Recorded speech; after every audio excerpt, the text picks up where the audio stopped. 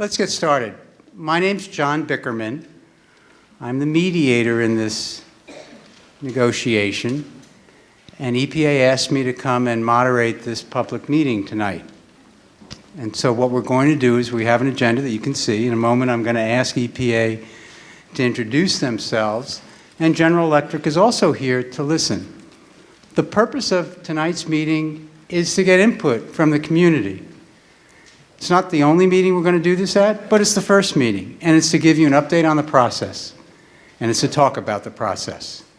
And we hope by the time you leave here, you'll have a better understanding of how this process is going to work going forward, and hopefully you'll be able to have given me and the others in the room who are participating in the mediation some useful input about the type of things you would like to see in a settlement agreement if we're able to reach one.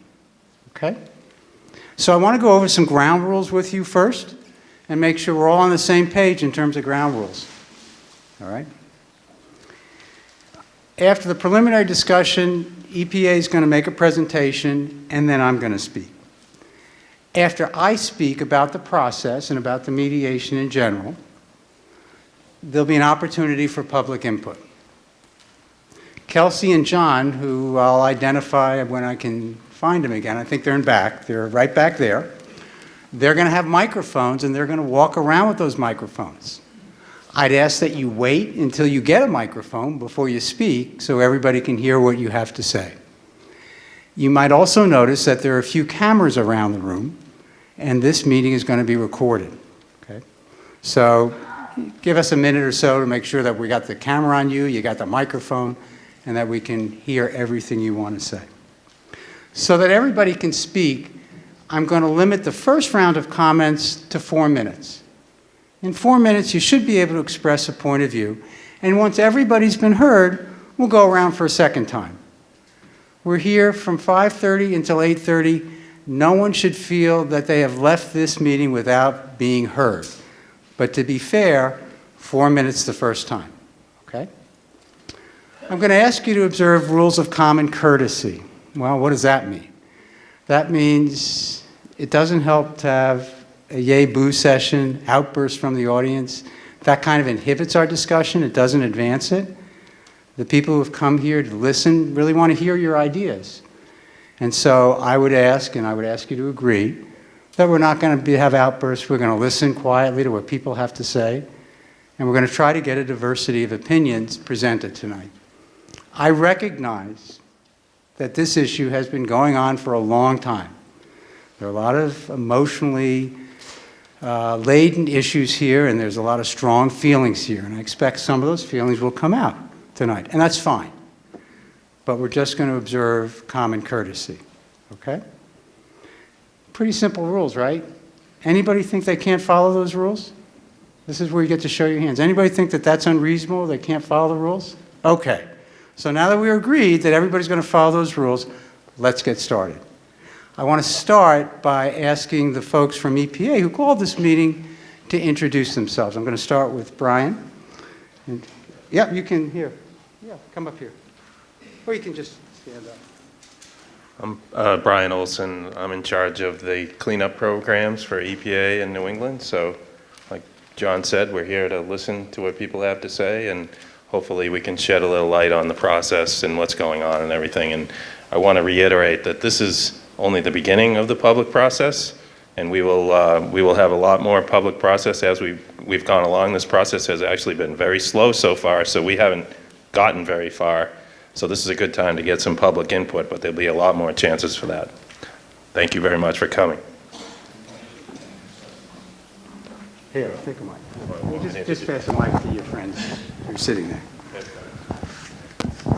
Hi, I'm Tim Conway. I'm currently the Director of the Enforcement and Compliance Programs at EPA in Boston.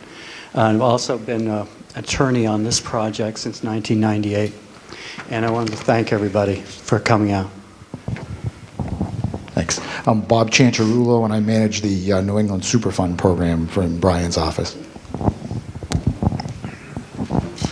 Hi, I'm Jim Murphy. I'm the Community Involvement Coordinator for EPA. I've worked on the site for a little more than a dozen years, and I've met many people in the audience, and I'm glad to see everybody there tonight.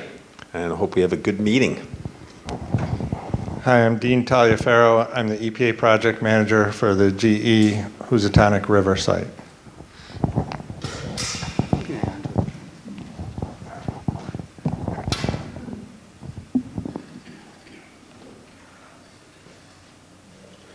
Okay, so let me tell you what this meeting is not about. This is not going to be a meeting where there's going to be a dialogue about the substance of the negotiation. This is a meeting to explain the process. It's not going to be the last meeting. There will be meetings in which we will talk about the substance. But even though the process, in theory, began 6 months ago, really didn't. I was brought on, I guess, in the spring sometime, but the mediation process did not really start until just after Labor Day. And since that time, there have been a number of mostly one-on-one meetings in which ideas have been kicked around. Now, people come up to me and say, well, gosh, that sounds like you're trying to cut a deal in the back room. How many people think it's going to be a deal cut in the smoke-filled back room? Okay, glad to hear that. Well, first of all, nobody smokes anymore, so there's no smoke in the rooms. But more significantly, that's not what's going to happen. Okay? Mediation doesn't work in a room full of people this large. And the reason it doesn't work is that a lot of mediation, good mediation work, involves brainstorming. It involves throwing out ideas. It involves all sorts of consideration of things that may sound off the wall. A public meeting is not the best place for that, because people don't do that. They're afraid that things they might say might be taken out of context, that's one. And more significantly, things said in public could come back to hurt their position if the case doesn't settle and it ends up in litigation. So much as I've had large meetings with 100 people in a room, I've yet to see someone stand up, slap their forehead and said, oh my God, what I just heard is right, I'm wrong, I'm going to change my position. Doesn't happen that way. What does happen is that through one-on-one conversations and various things that I can do to help assist the parties, we can begin to come up with the contours of a deal. And what I promise is that rather than this being done in a smoke-filled room, as we make progress in the course of these negotiations, we will be coming back to the public to solicit more input. Here are some ideas that we've been thinking about. What do you think about it? Okay? So there'll be plenty of more opportunities to talk about the substance, but that's just not going to happen tonight. All right? So, mediation works best when it's confidential. So I've heard a criticism, well, you didn't include everybody that you should have included. Well, that may be true. There may be some people that, have an argument they should have been inside and should be a participant, but there's a tension between how many parties you have in a process in which you're trying to go and reach out to everybody versus making progress. And the more parties you have ends up geometrically increasing the complexity and the difficulty of reaching negotiated settlements. And what I'm here to do is to try to help the parties. I don't have an axe to grind. I don't have a dog in the fight. I don't live here, okay?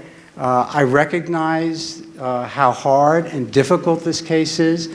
When I go back to Washington and I talk to my friends who work in this field, they roll their eyes, they shake their heads, and they say, oh my God, that's got to be the most difficult case in the United States right now. The parties are so polarized. How are you ever going to get them to agree on anything? And that's the challenge. But I do know you haven't made much progress in the last decade or more. And parties have taken positions, and you're no better off than you were a decade ago. You're still in litigation, and litigation likely could ensue if there's continue to ensue for years unless there's a deal. So why not try mediation and see if it can't produce something that the community might find better than the alternative, that General Electric might find better than the alternative, and that EPA might find better than the alternative.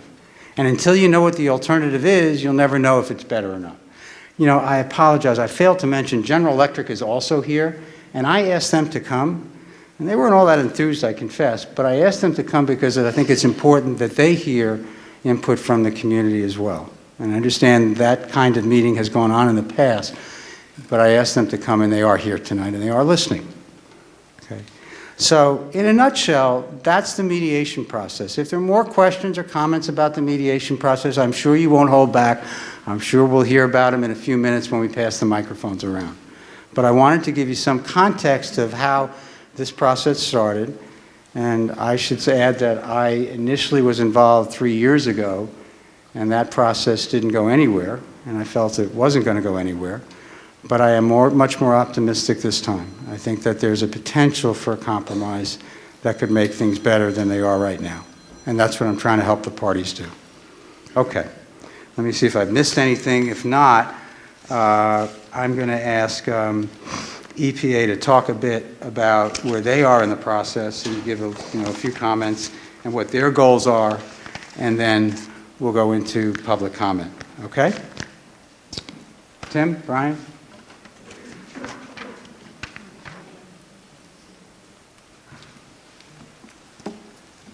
Hi, everyone. I'm Tim Conway again. I wanted to address 2 points on the agenda: the status of the remedy selection and the EPA's goals for the mediation. First one, the status of the remedy selection.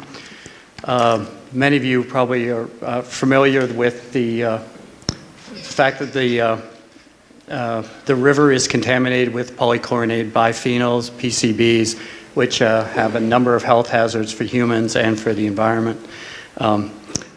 About 20 years ago, EPA, Massachusetts, Connecticut, the City of Pittsfield, and General Electric entered into a settlement where GE agreed to clean up the contaminated areas in Pittsfield as well as in the river. And the good news of this story is that we had broken that up into 28 different segments, and 27 of those segments are done, cleaned up. There's one left, and it's what we call the rest of the river, which is this part that we've been studying for quite a number of years.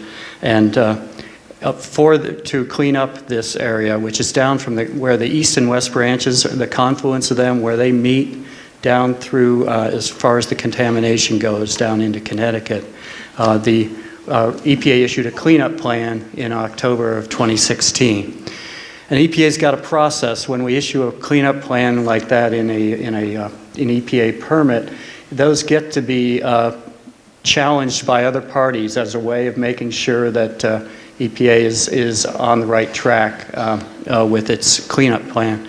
And ours was challenged by 5 parties, and we went to what's called the Environmental Appeals Board at EPA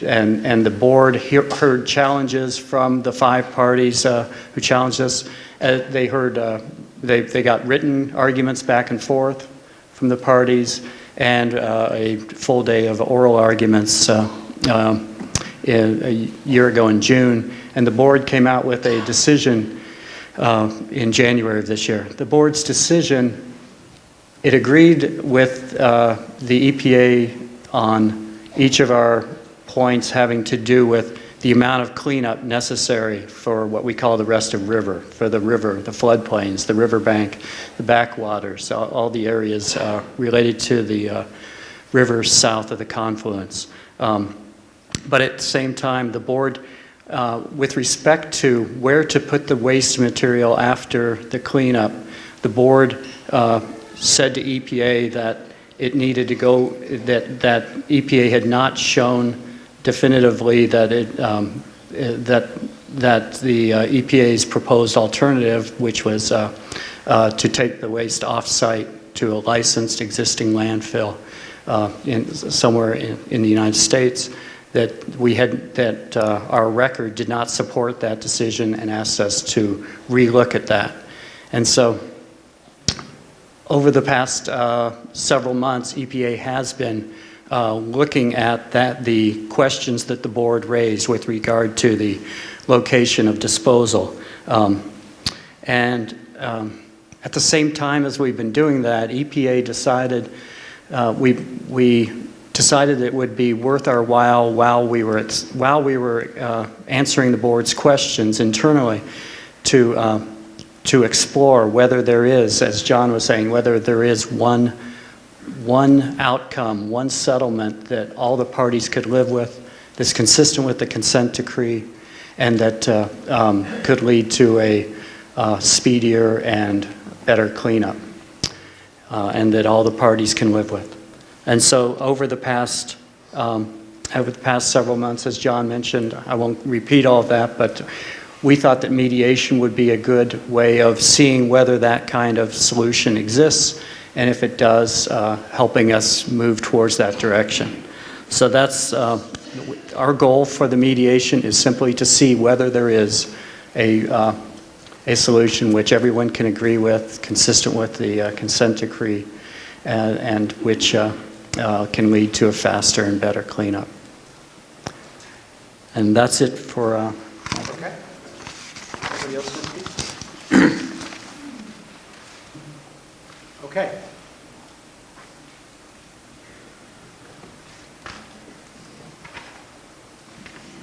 All right. So now it's an opportunity for public comment. I'm going to give these microphones to Kelsey and John. Okay.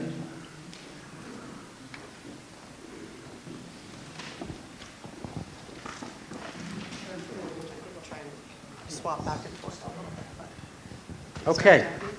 Go ahead, this gentleman. I'd ask you just to identify yourself. Yes. Should I stand up? Yeah, if here? you want. Okay, I'm Sage.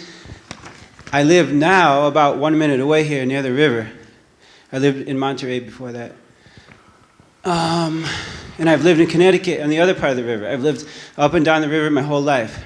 And I didn't know how polluted it was until I was about 30, but I did go rafting in it lots when I was a kid. Thankfully, never ate fish from it. But what I want to say is that you keep talking about finding a solution that everybody's going to agree upon.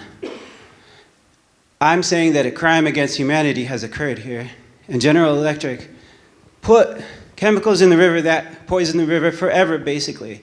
I know we're cleaning it up, we want to clean it up, but it's contaminated for the rest of my foreseeable life. And when somebody commits a crime, you don't try to find a punishment that they can also agree upon with you, as if everybody's just going to be happy. Because it's actually a situation of... I think we all agreed on some ground rules. If anybody doesn't want to live with those ground rules, then we're not going to... No, I said no outbursts, no clapping, let people talk. But thanks for the clapping, I appreciate it. I'll ask for if people agree, but let's try to keep it just in terms of comments. Go ahead. Yeah, so a crime against humanity and a crime against nature has been committed. Okay. And one of the parties who you're trying to make an agreement with is the criminal here. And I don't think it's a reasonable framework to try to find something that they're going to agree upon too. Okay. And because they have basically money as their interest. They want to minimize their losses, maximize their profits. Another part of this is that Monsanto made the chemicals. And I can't believe that in so many meetings, Monsanto is never mentioned. And Monsanto is also criminally liable for this because they lied about the risks. They hid the risks of the PCBs to maximize their profits. And this came out, there's definitive proof of this from 2000, from a lawsuit that regards Anniston, Alabama, where they made the PCBs. And the product name was Aerochlor, and I think there was another name like Fenitril or something, but these were bought from Monsanto, and that was part of the reason why they were dumped in the river too. So I don't understand why GE is alone named as the culpable party here too. I'm going to ask you to wrap it up because you're approaching 4 minutes. Okay, that's all I have to say. Okay. But this was a crime against humanity, and we're all paying for it for the rest of our lives. And the Scatico people who ate the fish, and our children, we're all... All right, I appreciate The land your is a comments. beautiful thing, and the land has been harmed. Thank you, Sage. Would you mind So. I'm George Wislocki. I live in Pittsfield, Massachusetts, and I've had a long relationship with the Housatonic River. There's one thing I want to correct you. We did have mediation way back then, but it ended up in a smoke-filled room. It was John DeVillers, it was the mayor there, it was people from the important people of Pittsfield, quote unquote. It was not, there were no environmentalists invited to that session, and what you got is something that is not very good. You have a hill in Pittsfield that is should never be there. That waste should have gone elsewhere. And I don't think, I support mediation, but I honestly do not believe that this thing will end within a smoke-filled room. And I'm sorry about that, because it was very sad, and it was so poorly done, the first endeavor. Yeah. You have a challenge ahead of you. Thank you so much. George, I am familiar with that process. You're right, and I think that it could have been done better. And I do know about that. I do know a great deal about that process, and I take your point. Yes, and I don't intend to repeat that process. I wish you good luck in your charge. And later, if you want, I'd be glad to talk to you a little bit more about that. Okay, who else would like to speak? And just identify yourself, please. Sure. My name is Mary Jane Mattina. I've lived in Lenox for almost 50 years. Mr. Bickerman, you identified yourself as the mediator in this process. Right. Can you tell me who pays your salary, please? Sure. So let me give you the context, okay? 3 years ago, as a result of that initial settlement that GE and EPA had, there was a dispute resolution process that called for mediation before further litigation. And on short notice, I was asked if I was willing to mediate. And so at that time, General Electric, the Commonwealth of Massachusetts, the state of Connecticut, and EPA all selected me to mediate. You asked the question, I'm going to try to answer you if you give me a chance. And so as a result of that, I was retained by all 4 of those parties. Now, I believe all 4 paid, but I'm sure it was more than just my memory. I don't want to misstate anything. So when this process, I was mediating another case in Rhode Island, and I was asked if I would be interested in coming back. And I said I would. I'd be glad to do that if there was a reason to do it, because I didn't think the last time it could have been successful. So I am a neutral. I am responsible to assist all of the parties. My fees are being paid by the 2 parties, General Electric and EPA, that were in that case initially. It's not uncommon for not all parties to pay in a large environmental dispute, because some of the smaller parties don't have the financial wherewithal to pay. But that doesn't compromise my ability to be neutral, and that never has in the past. So I hope that answers your question. Okay. Well, when you ask the question, am I hired? I'm not really hired. The hired's kind of a charged term, so let me try to explain that I'm being paid by General Electric and EPA, but I haven't been hired by them. Okay, please don't push my comments towards a confrontational position, because they're not in any way confrontational. Okay. I don't mean to be confrontational. I wasn't trying to cut you off. I'm just curious, you're a completely neutral party who does this as your profession. That's all I'm trying to clarify. Okay. Thank you. Yeah, and I've done this in every region of the United States for EPA over the last 25 years. Let's see if we can get somebody on this side. Sir. Hi, my name is Charlie Cianfarini. I'm a member of Citizens for PCB Removal. We formed 20 years ago for the residential properties in Pittsfield that had received contaminated fill from General Electric. There's over 300 properties that have been either completely or had some kind of remedy on their properties to remove PCB contaminated soil. One of the things I'd like to say, I met John personally, and I know he's saying that we need to be civil and we need to be polite, but if somebody makes a statement that the majority of people in here agree with, we have the right to applaud and accept those comments. That's not being impolite, and that's not being mob mentality. One of the things I'd like to say about the process that as it goes forward, and I want to appeal to the members that John is meeting with, whether it's behind closed doors, confidential, there's a number of groups out there. please remember that the science should be on our side. PCBs are bad. We need to get rid of them. We need to get them out of our river. They've been proven to be bad. Even Tim said that. And when he says he wanted a better cleanup, we want a better cleanup than has even been proposed so far. There is a lot that needs to be talked about. The science says we need to get rid of this stuff. And so making an agreement that may put a dump in Lenox is not the solution. So thank you.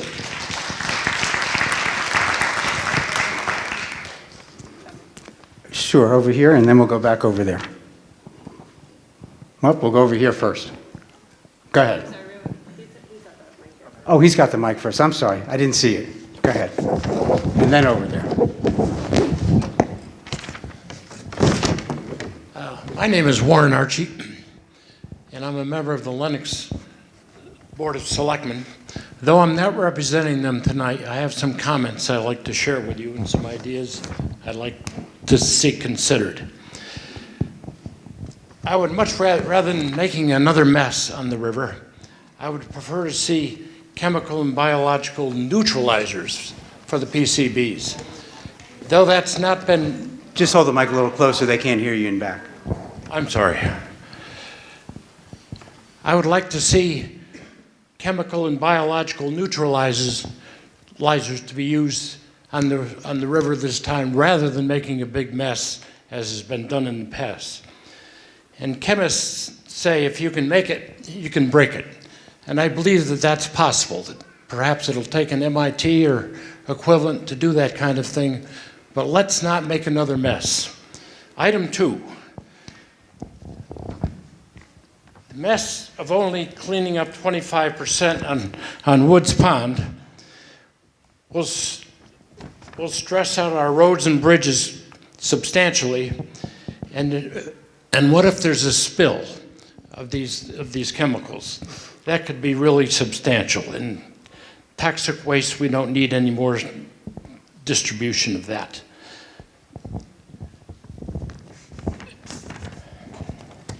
Item 3. Sorry, this seems to be disjointed. Lastly, I will bring a motion to the Lenox Board of Selectmen to have our police department prevent GE from conducting any cleanup on Woods Pond. And I would suggest that each town along the river do exactly the same thing. And that concludes my remarks. Thank you. Okay, over here.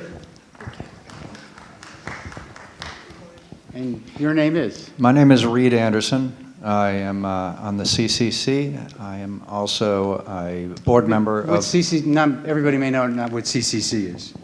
The Citizens Coordinating Council. Good. And I'm a board member of HRI, Housatonic River Initiative. Okay. And I'm also a part of Stop the Dumps. I live in Risingdale, if you're not familiar with that. That is the small town between Housatonic and Great Barrington. It's a dale. And my bedroom window looks out across the river to where the dump would be. When I hear people speak about coming to a compromise, I have to wonder, what do I have to compromise with? I have my house. I moved here 3 years ago, and I love the community. I have my kids. Here they are. Here's one, and there's the other doing this homework. I've got a wife, dog, some chickens. But when we talk about compromise, we're talking about a great weight upon the citizens of these communities, of which I am one.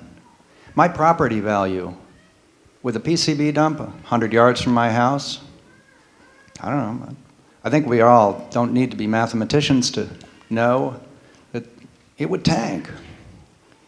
The other thing is, when this whole proposal of putting dumps right beside the river in communities that are vibrant and responsible for hundreds of millions of dollars in tourist revenue in the state of Massachusetts, jobs for all these communities. When I talk to my kids and I talk to their friends and I say, yeah, they want to take the the junk out of the river, and they want to put it right beside the river. I mean, kids, these children look very confused. That doesn't sound right. And here I am, I'm a grown adult, and I'm thinking, I mean, that sounds like a stand-up routine. You know? It sounds like I'm actually starting a joke.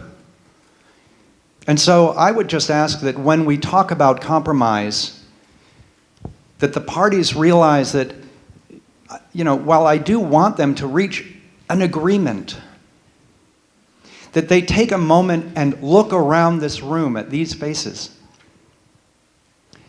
And these faces are connected to other faces in this community. These compromises will affect people's lives far beyond this auditorium. We have to remember that. And the EPA has to remember that when they are negotiating any compromise. Okay. Thank you. Fair enough. Thank you.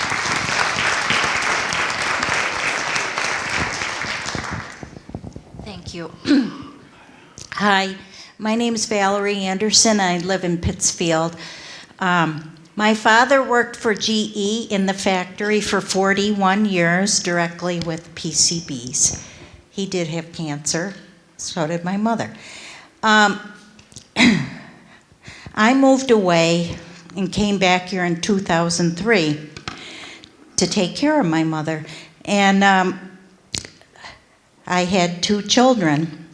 And my son, I got involved in this because my son was playing baseball at Allendale School playground when they were dumping the PCBs from the cleanup of the Housatonic next to Allendale School. And the foul balls would go over the fence. And the kids would climb the fence over onto the toxic waste dump and get the balls, and I'd tell them, don't go in there, that's toxic waste. And they said, well, what difference does it make? It's right there. So I started going to the Citizens Coordinating Council meetings and getting involved. And one thing that I'm really disturbed about is that our community has a disproportionate amount of toxic waste dumps already.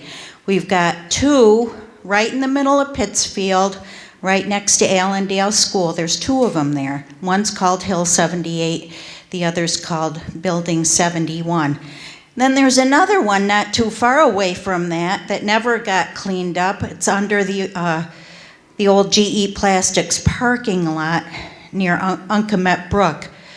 And that never even got cleaned up because that wasn't part of the consent decree to clean it up. All they did was reroute the river that was going through it around it. So there's that toxic waste dump too. So there's 3 major toxic waste dumps right in Pittsfield that we know about. And now GE wants to put at least 1 more down in the beautiful city of Lenox or Housatonic or Lee. Looks like the Lenox place is their favorite because it's, you know, near Woods Pond. And I'm very disturbed about that, and I hope that the towns don't accept dirty money from GE in exchange for letting them put another toxic waste dump in Berkshire County.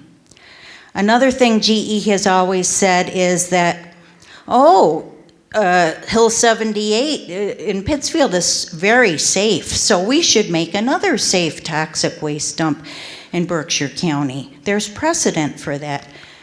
Well, there's also precedent for taking toxic waste and getting it out of Berkshire County, because after they filled up Hill 78, they had more toxic waste to dispose of, and they did ship that out of state. So there is a precedent for shipping toxic waste out of Berkshire County. In addition, our neighbors over in the Hudson River area all their toxic waste got shipped out. They didn't put that next to the Hudson River.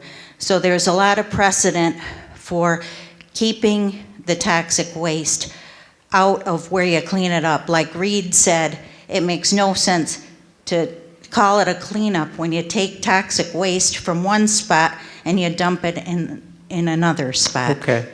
Thank you. Thank you. Okay. Over here. Hi, I'm Dave Gibbs. I'm a member of the Citizens for PCB Removal, a member of HRI. Years ago, we put our trust in mediation. We wound up with Hill 78 and 71. Hold the mic a little closer. We wound up with Hill 78 and Building 71 with trusting mediation. Our problem is the people that are mediating this and negotiating this don't have to live next door to it. The people that should be negotiating it should be some of the people who are going to have to live next to it. Like me, I live at ground zero, as I used to call it, right next to the river in Pittsfield. I had a chain link fence put around. I can't get to the river anymore because a chain link fence is protecting me from the PCBs. What's going on? You know, here we are, we're trying to trust these people and we're not getting what we're asking for. Thank you. Okay.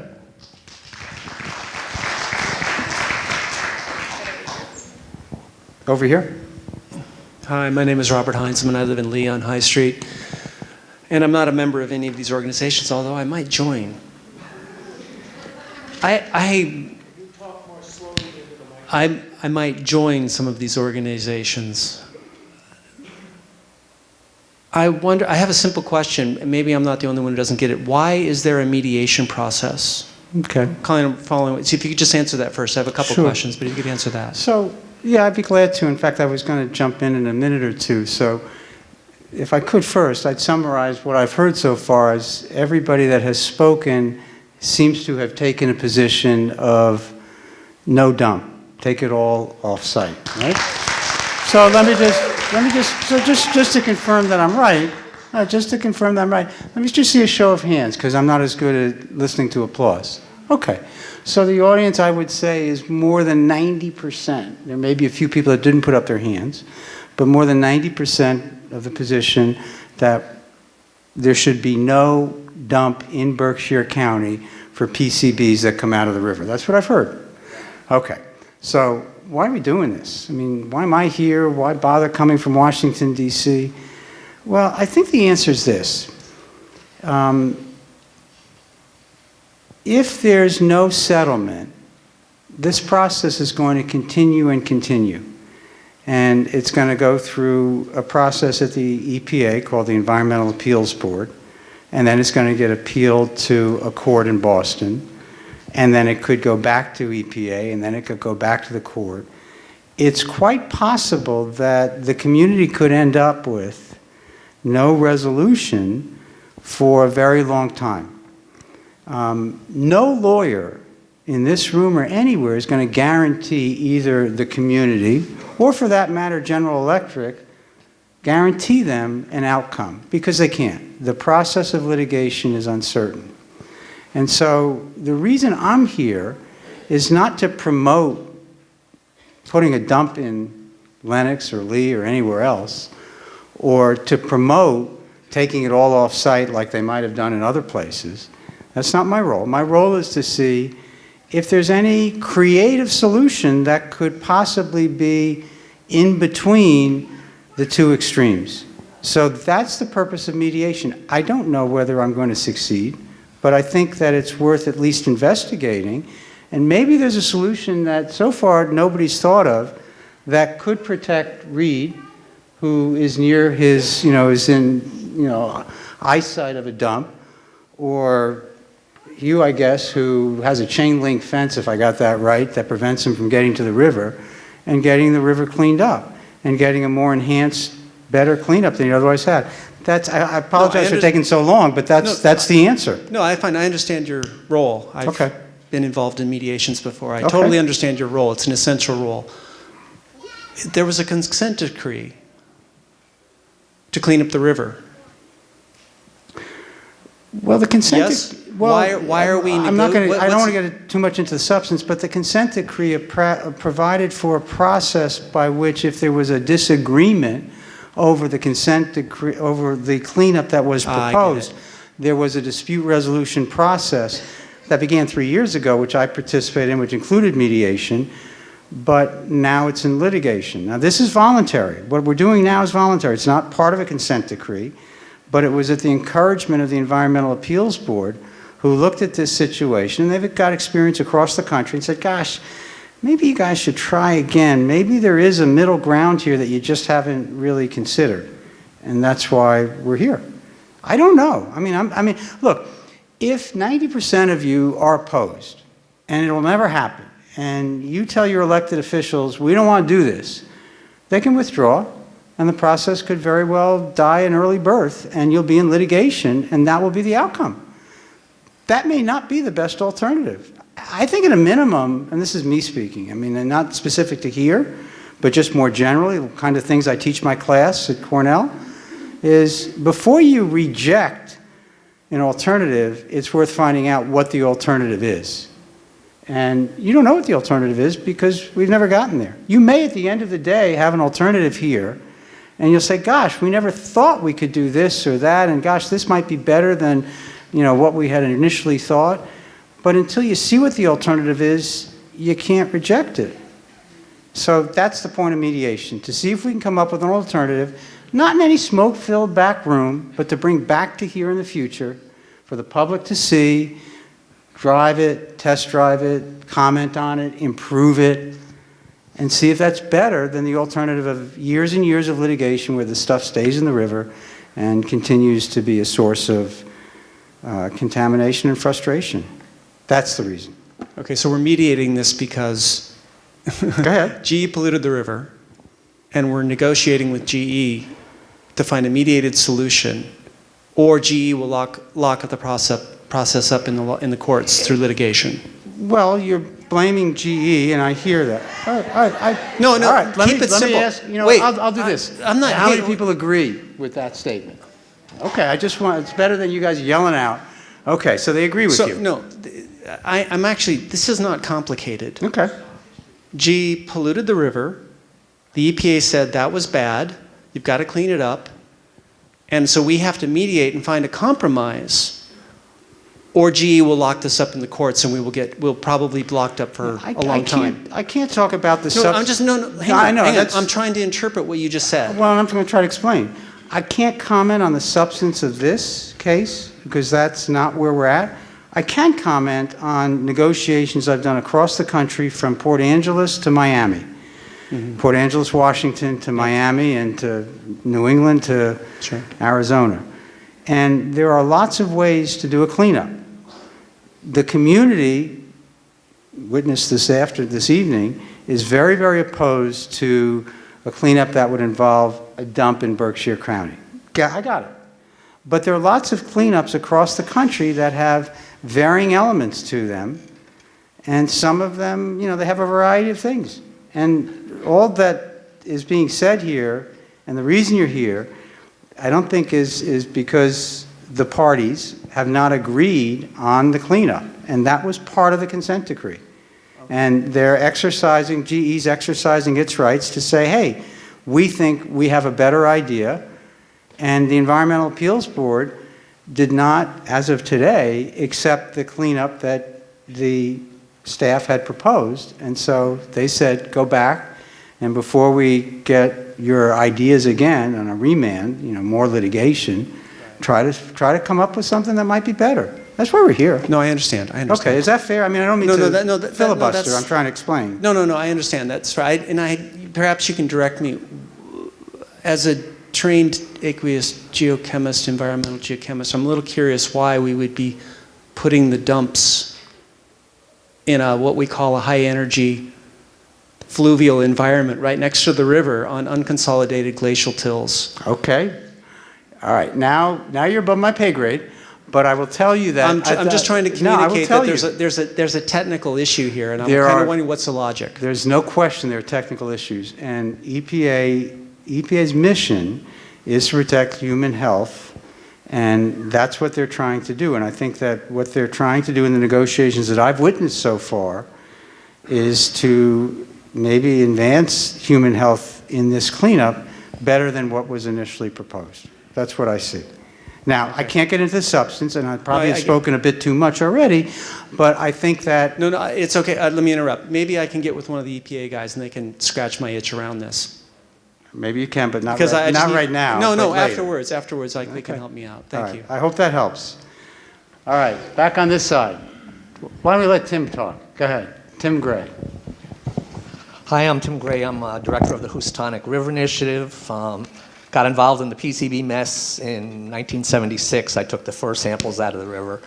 Still going to meetings after 25, 30 years.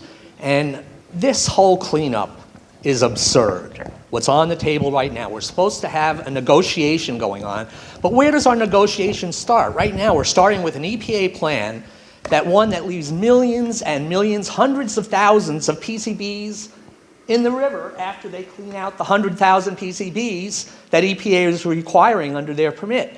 So why are we cleaning the river if we're going to leave 2/3, 3... Microphone by your mouth. Why are we cleaning the river if we're leaving all these PCBs in?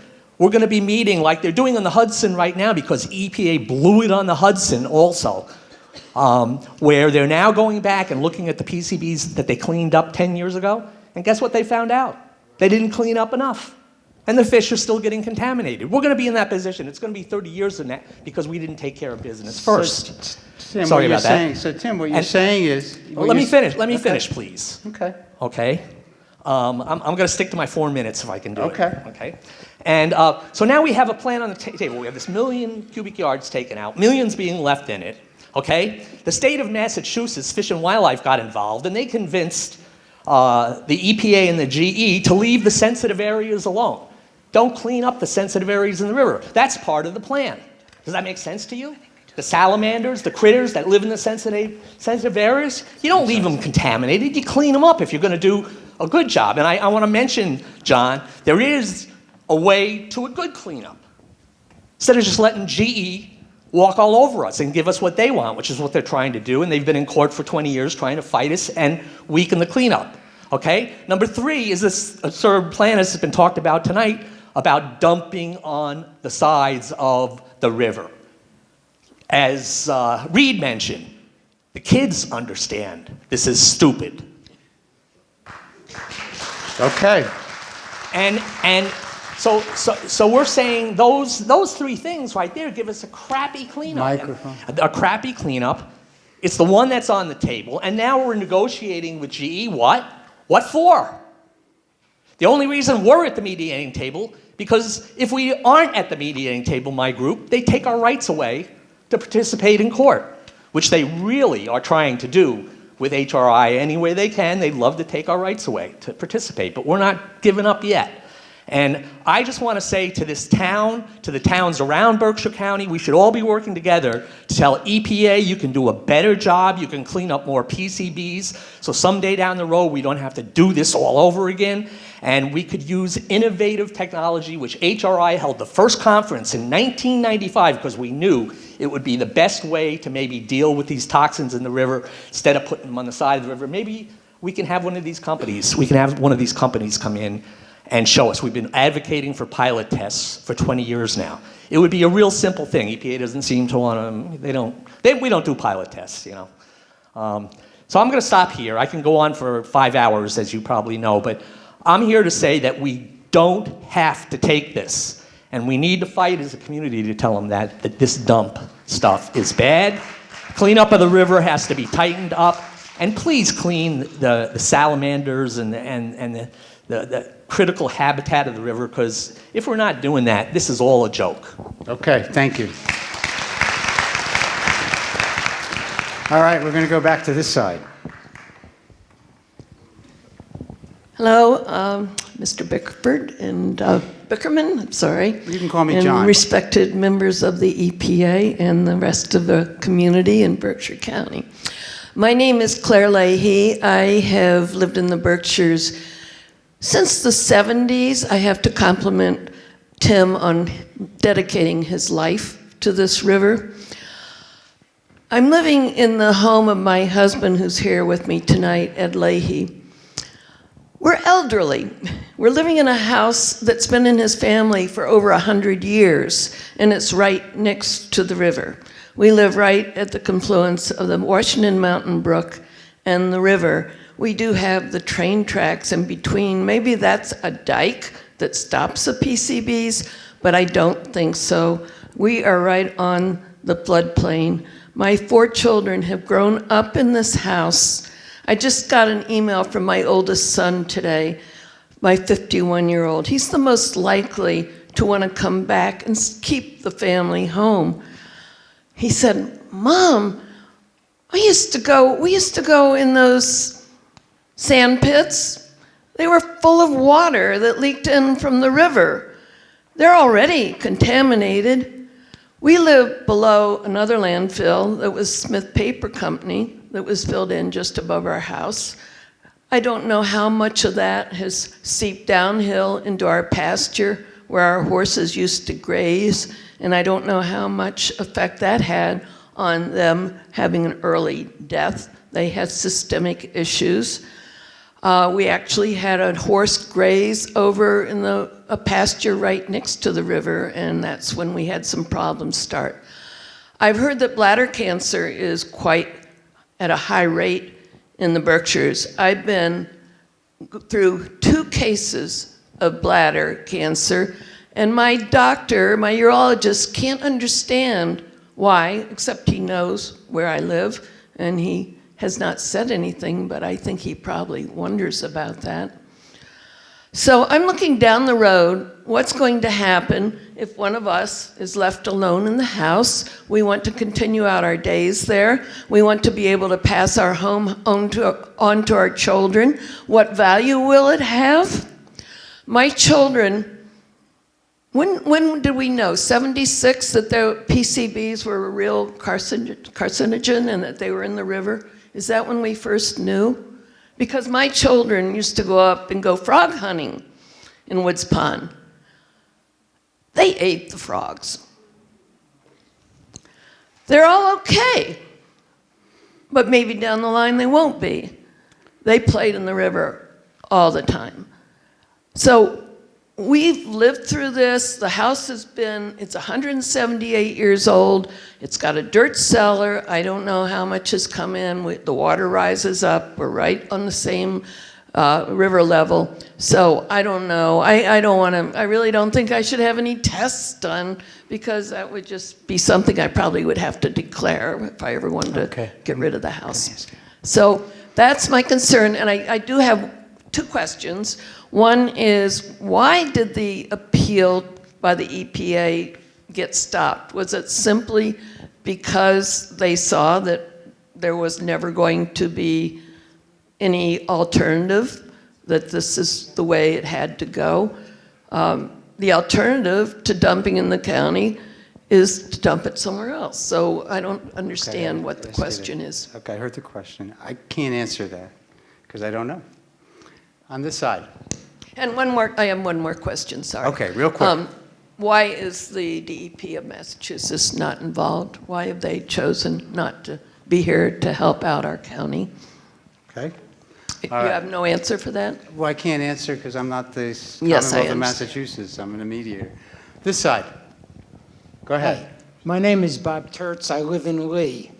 My wife and I moved to Lee on a full-time basis in 2009, so we're kind of latecomers to the issues here. As I understood the issue in its grossest form, it's where do you put the wastes? After listening to many very intelligent and very well-spoken people tonight, the issue is much more complex than that. I've spent close to 50 years as an attorney doing a lot of litigation, and I agree that in many cases litigation is not the way to resolve problems, and that mediation or arbitration frequently are better alternatives.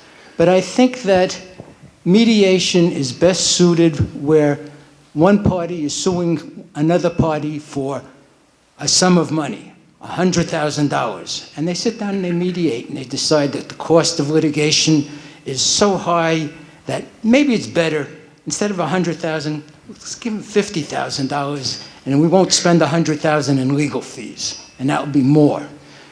I don't think this is that kind of an issue. I don't think this problem is really subject to mediation. If you just look at the question of where to put the waste, how do you resolve it? I think almost everyone in this room, including my wife and myself, believe that it should not be in Berkshire County and that it should go to a licensed landfill. There's no alternative. It's either that or Berkshire County. I mean, how do you resolve that? You don't resolve that by mediation. You have to do something other than that. You can't say, I'm going to move it closer to the border of Berkshire County, or maybe we'll move it across the river to New York State. And the other side says, no, we're not going to do that. We don't want to spend the extra $100 million plus to move it over there. I don't think this is going to be solved by mediation. I think this is going to be solved by technical people as technical witnesses saying what is the best resolution of this problem. This is a problem. It's been called a crime against humanity. It's been called a crime against nature. I've heard that myself tonight. I tend to agree with that, both of those statements. And I think that here, the towns and the state really have to put their heads together and decide that it's better to fight and better to win than to say, okay, we're going to let them take half of the waste out, but we'll leave the other half here. And if the kids play with that half of the waste, well, it's not as bad as playing with all of the waste. I don't see anything like that working. I think that we really ought to be prepared for and geared for a fight to the finish over this. And I think that GE will lose that fight. And I think they should lose that fight. Okay, thank you. This side. Hi, I'm Narayan Schroeder with Berkshire Natural Resources Council, and happy to speak right after that gentleman, although he said pretty much the same thing I was going to say. What is it that we could possibly mediate here? We're going to, like every other truckload, go one here and one to Texas? I mean, there really doesn't make a lot of sense to me that there be some mediation to resolve this situation. I also feel like, given how many years it's been and how much work and how much fighting has already happened, what's in front of us is already the compromise. And that's already been done, and GE is simply just trying to wear everybody out, and we can't let that happen. And I think that, you know, something that you said that I'd like to just maybe correct you on or make a statement on, but I think everybody has a dog in this fight, because if you've ever eaten a piece of fish out of the Atlantic Ocean, you've probably got GE PCBs in you, and I think it's damn well time we get them cleaned up. And this is our one chance to hold GE to that and make it happen. And I think we'd be crazy to let them off the hook now with some tale about compromise or mediation. And I think we should take them to court and be done with it, because that's what's going to happen anyway. Okay, thank you. So before we take another question, I want to stop for a second. So we've been at this for about an hour. Granted, there's been some preliminary comments, and I would say the comments have been universally the same, you know, some variations on it. And I wonder if there's anybody that has a different point of view in this auditorium, other than what we've heard. You're putting up your hand because you have a different view. Okay. Let's listen to a few different ideas. Well, we're going to give you one. I know. I understand. Okay, my name is Phil Gilardi. I grew up in Pittsfield, about a block away from Allendale School. I played ball at Allendale School. I've kayaked the Housatonic from East New Lenox Road up to Kerwin Park. I've seen people swimming there. I've seen people ice fishing in the wintertime. I live about 3 blocks away from the Housatonic on Pine Knoll Road, and I followed it all of my life, but never had access to all the information that PCBs are. I know PCBs are maybe carcinogenic, And it seems like they're not air volatile. They can't get them from the water. They work their way into the dirt. And the snails eat them, the fish eat the snails, and if you eat the fish, you're bad. But all the posters that I see at Woods Pond says don't eat the fish, and I've seen those posting all around. Now, I don't know why the PCBs from the rest of the river, all 27 articles, are parked at Hill 78 in Pittsfield, where the deer and the antelope play. It doesn't seem to be any particular problem. I don't know why, if the precedent has been set that they put a landfill right in the middle of Pittsfield, and it's been there for 20 years, and hasn't caused a lot of stink, a lot of problems, I'm not sure why people are worried about getting it in a landfill outside the river. The problem I see is if it's in the river, it's bad because it moves. If you get it out of the river and park it on dry land and put a tarp around it, it's a hell of a lot better than being in the river. So my alternative would be, hey, motherhood says get it the hell out of bring it to Texas. They got a lot of oil, they spill a lot of oil, so that's fine. But we benefited from GE for 70 years. They built transformers here, and it's our oil. They did a bad job by disposing of it in the river. What I'm saying is the precedent has already been there. It's in Hill 78. It's in Silver Lake. I mean, Silver Lake, they didn't take out the oils. That had so much oil on it, it set fire one winter. Okay, they put a piece of plastic on and they left it in there. So I'm not sure the precedent is we left it in Pittsfield, in the middle of the city. Now we're worried about putting it in the boonies. Now Lenox is not the boonies, but it's pretty far away from the center of Pittsfield. Now it's been over 40 years since PCBs have stopped being polluted in Pittsfield, and it'll probably be another 40 years when this goes to litigation. I'm saying is PCBs have a half-life. You can argue about them, but Wikipedia says it's 17 years. Okay, if you every 17 years it gets cut in half by a half.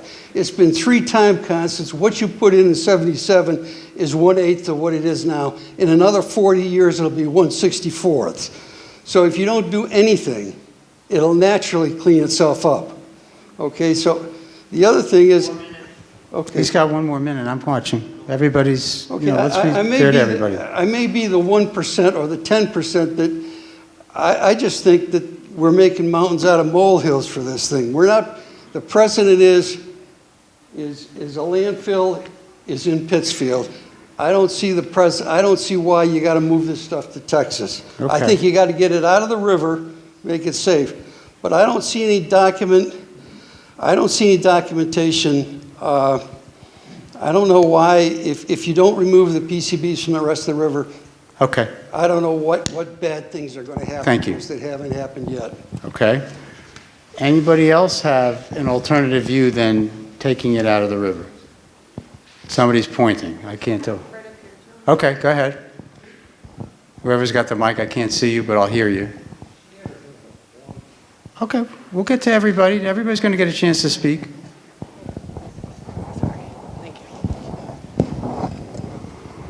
We're here till 8:30.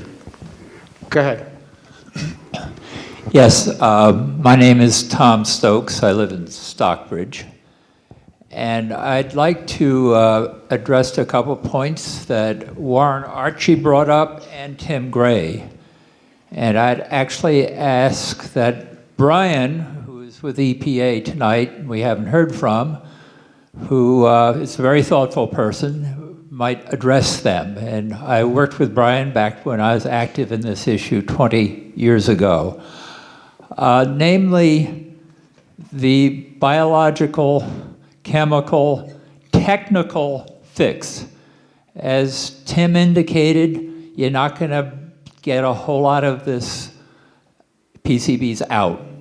All the proposals before us now, you leave a lot in there with problems that will stay with us. As Warren indicated, removing it, trucking it to God knows where has its own environmental impact.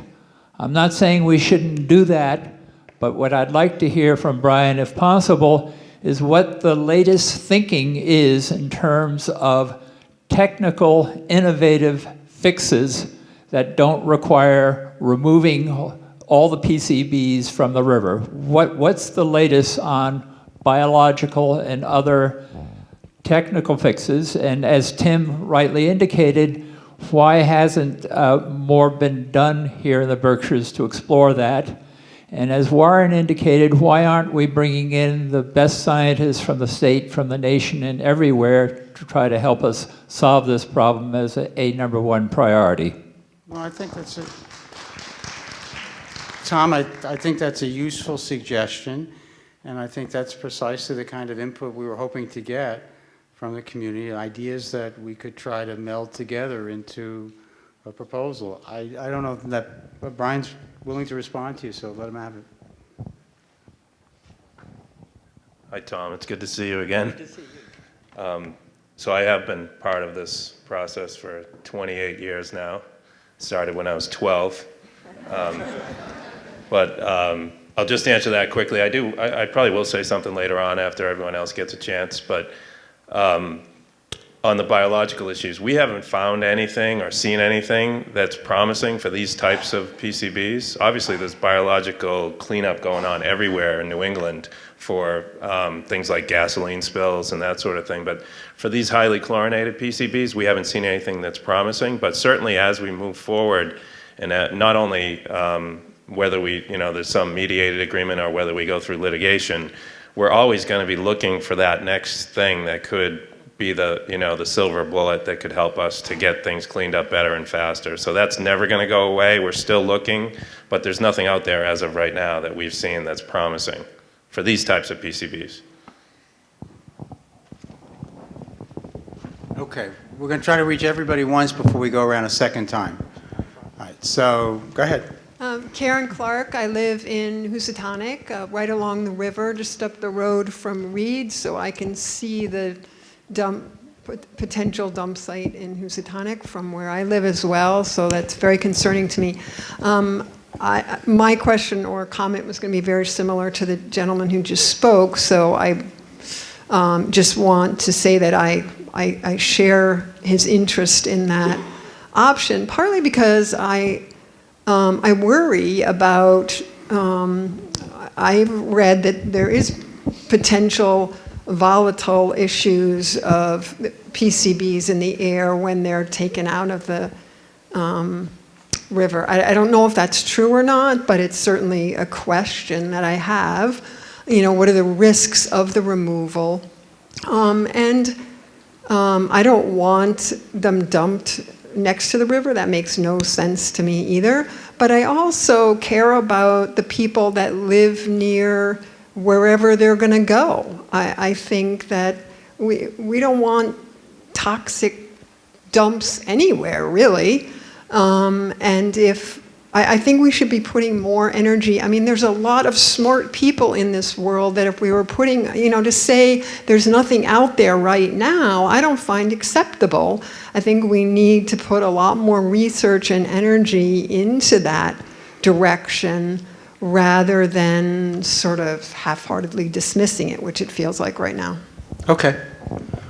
I think we have a woman back there who hasn't spoken yet. Okay, go ahead. I'll come back to you. My name is Barbara Ciaffarini. I am co-founder of Citizens for PCB Removal. And removal is the key word there. We have been advocating, as my husband said, for over 20 years for the removal of PCBs, not only from homeowners' properties, but from the wider watershed, because that is the source and it makes sense to get rid of it from the source. And I'd like to make the point here that the statements made is they're trying to be protective of human and environmental health, and nobody in this room really knows how dangerous, how bad, how long-term damage these chemicals are.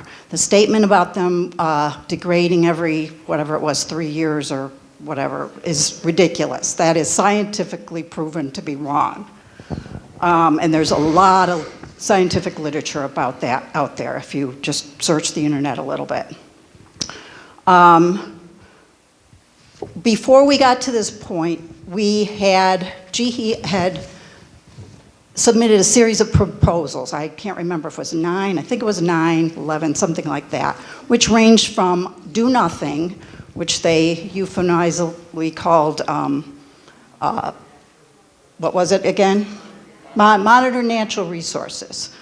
So it's sort of what the other gentleman was suggesting, which we know will not address the issue in any of our lifetimes, to a very draconian, dredge a lot and cost a lot of money, which frankly most of the environmentalists were in favor of because that's how badly we want this out of our river.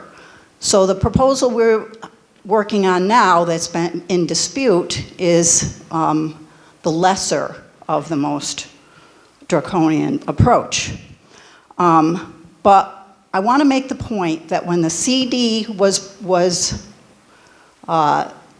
settled, the consent decree, and the environmentalists were all left out, and we literally went to BCC and walked around outside the room where the negotiations were going on and looked in the window and begged to be let in, and they would not let us in. That's how much we wanted to be in there, and that's how much they kept us out. But we were promised that this portion of the CD proposed was delayed so that we could, with the passage of time, that new technologies would come forth, which people are just starting to mention now, and that they would look at them, they would evaluate them, and there was a good chance we were going to use them. Well, now it's 20 years later, and we're still at dredge and landfill. And we don't want that. We don't want the draconian dredging, and we don't want the landfilling. We do want the modern methods. But EPA itself, there's a division of the EPA that has blocked that. EPA is the one saying no to that, not GE. And so I appeal to EPA to keep your promise to us. You made a contract and you told us that part of that contract was you were going to look at alternative methods and you were going to try things, and we proposed bench tests and small tests within the river and so forth, and we just keep getting shot down. Okay, you've got to begin to wrap it up. We'll come back to you later if you want. I have one more thing. Thank you, but we're not ceding time. Go ahead. Thank you. So, and I have a question to GE. We'll come back to you. We're not going to cut you off, but we just want to let everybody speak once. Here's my question to GE, to EPA. If for some reason we get to this point and we do find a, quote, compromise, which as everybody said, the people in this room have already compromised everything we have to compromise. But if we get to this point, we've also been promised since day one that if the standards change and we find we need less PCBs in the environment to be safe, or we find new PCBs, new sources of PCBs, what happens then? Is this so-called mediation going to take GE off the hook forever and ever and take that promise away from us also? I think Brian can answer that question. I'm going to ask you to wrap it up. And one more thing I want to say. No resolution is better than a bad resolution now. Okay. Okay. Where are we? Who's got the microphone? There you go. And your name is? Chris Windrum. I live in Housatonic, pretty close to where one of the dumps has been proposed for. Okay. I would say that historically what we know about this is that General Electric broke the law and put all of our health at risk. It's EPA's charter to protect us, and they have done so to a certain extent, but not to the extent that we wish they would. So I would suggest that any compromise that we would accept is the one that requires GE to clean up the poison so that we don't all continue to suffer from it perpetually. I have a letter here from United States Senator Elizabeth Warren, United States Senator Edward Markey and our Congressman Richard Neal. And I'm not going to read the whole thing, but the last two paragraphs, and this is addressed to the EPA. And it says, completing the Housatonic River project is about protecting our environment and public safety. This project is about protecting the health of our families that deserve to be able to fish, hike, and play alongside the river and its banks. We urge the EPA to insist that GE be a responsible corporate neighbor by cleaning the Housatonic River. In doing so, the EPA should respect existing Massachusetts laws regarding toxic waste disposal, hear and respect the concerned voices of Western Massachusetts, and require that the carcinogenic PCBs be deposited in a federal licensed out-of-state disposal site. So, the highest elected officials that we have here in Massachusetts have spoken and given us a unified voice to tell us we need to clean this up and clean it up completely. Okay, thank you.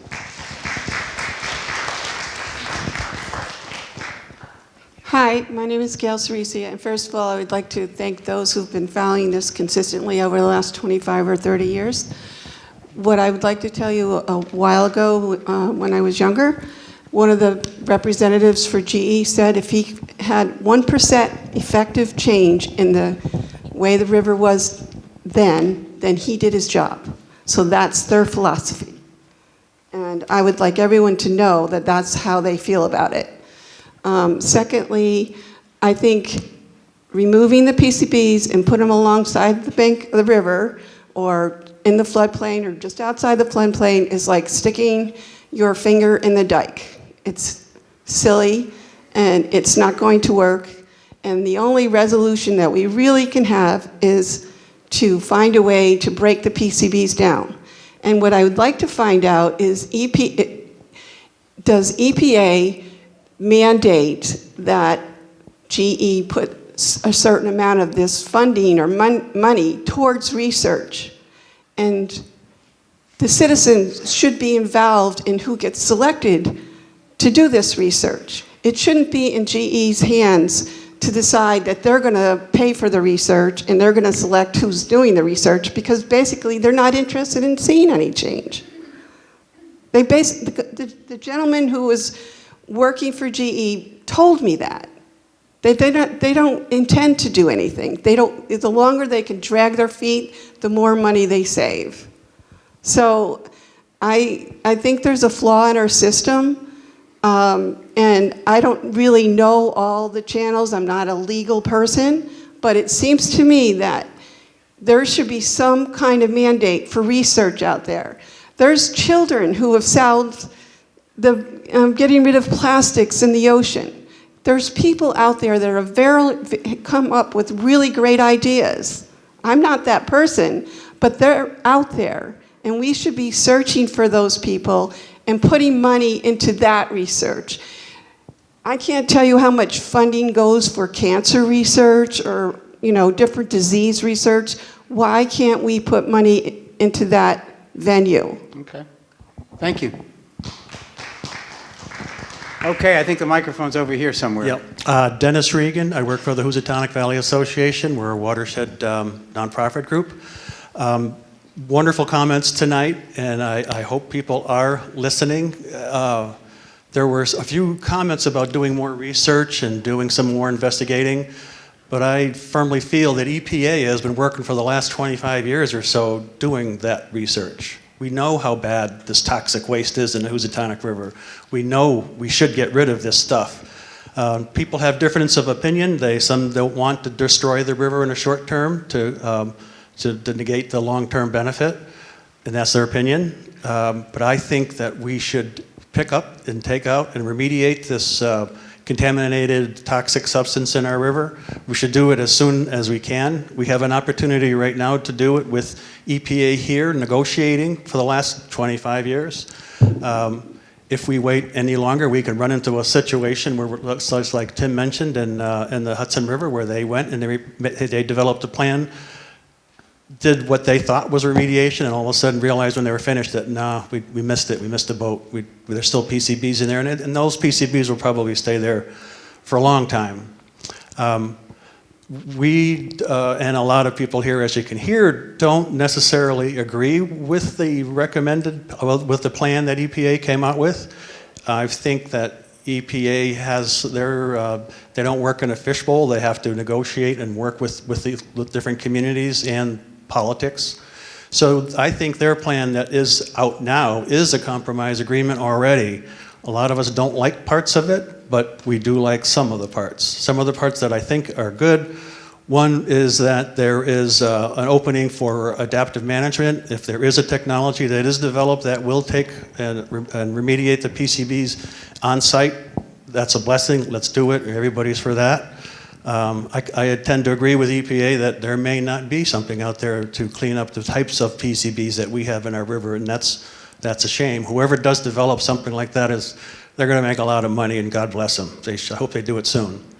The other part of the plan that I do like is that there will be shipping out the PCBs off-site. It's not going to stay in our area.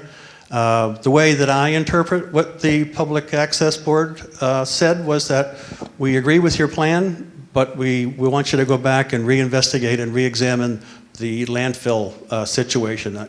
I think you had made a comment that the Public Access Board said, no, we don't want to do that. No, I didn't mean that. Okay, that's what I heard. No, I didn't mean but to I say think that. I'm glad that it's just it's a opportunity for EPA to review that situation, and I think you're hearing from comments tonight, which is the purpose of this meeting, is to hear the public, and we're providing those comments. Sure. And I think most of us feel that we've been compromising for 25 years. So enough compromising, let's just go do it. Thank you. Thank you. Thank you. Okay. Over here, there's a mic. Go ahead. Hello, I'm Susan May from Lenox, and people have said some wonderful things tonight. I won't repeat them. I'd like to go on record and say how that I don't think people who live outside the area know what a beautiful place the Berkshires is to live in, to visit. I could not understand why Governor Baker gave GE so many tax breaks to come into the eastern part of the state without negotiating something for what's going on out here. I think he does not know what the Berkshires are, because people who do know that it's a very special place. I was not born here, but I chose to live here because it is beautiful. It has a quality of life that can't be surpassed between the arts and nature and the beautiful landscapes that we have and the abundance of parks and outdoor recreation. It's just a very, very special place. So in addition to that personal feeling that I have and many people here have, there's also the economics of it. I've seen statistics from Williams College, and I don't remember numbers, but our county is so highly dependent on tourism. When GE left Pittsfield, that was the manufacturing of the county. It left no good jobs, no manufacturing, no good industry for people. So the alternative has been to sell this beautiful place for people to come and visit. There are hotels being built, retreats and spas, you name it, all to bring in people so that we can have some economy going on in this area. For the Lenox Chamber of Commerce to try to market this town while PCBs are being landfilled in the town is just, it just doesn't fly. So I just want people like yourself. You're from DC. You might not especially this time of year, you might not realize how beautiful this place is, how very special it is. And I think that's what motivates a lot of us to have this point of view. Thank you. Thank you very much. With the microphone somewhere over here. Oh, you got it. Go for it. Yep. Is it on? Yeah. Just hold it near your mouth. Okay. Never mind. Oh, I bet you got something on your mind. Are you sure you don't want to? Okay. All right, over here. Come on, you're not shy. Go I saw ahead. you talking back there. We'll give you another chance in a minute. Yeah, you could. Hello, my name's Chris Tim Payne, and I live at 12 School Street in Lenoxdale. And short and sweet, I have a couple of questions. Number one, I'd like to know, from what I've heard and read, I feel like it's more the money that GE doesn't want to spend to take it out. But how much money has GE spent fighting to take it out? You know, where's their bottom line? How much have they put down already to fight this when it probably would have paid for half of it already? Number two, I would like to say that I don't hear people much talking. You have these dump sites, but the dump sites are not open fields. They're chainsaws, they're clearing land, right? How much land? You gotta bring in chainsaws and wipe out the trees and clear a whole lot of property to make these dump sites, which nobody here wants. That's about all I have to really say. Thank you. Hi, my name is Patrick White. I live in Stockbridge. My dad bought his house there in 1960. One of the things I think we need to recognize is that there's not going to be a perfect solution, but there is a jobs issue here in the Berkshires.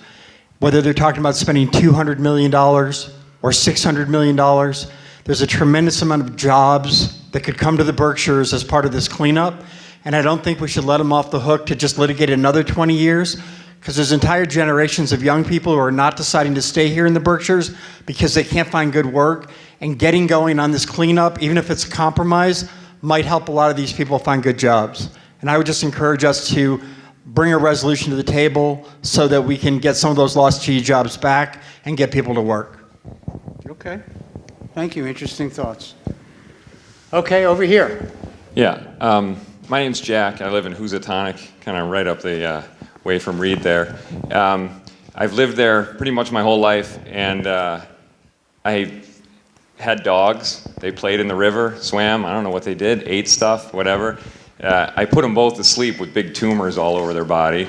Now I have a dog that I walk across the river from Reed's place, where the dump site is proposed. And some people have said that they're going to clean the river, they're not going to get everything out. Now they're going to put it on the bank of where I walk the dog. So now I can't let my dogs play in the river, can't let my kids swim in the river, now I can't even walk my dog on the river. That does not seem like a pretty good compromise to me. Okay.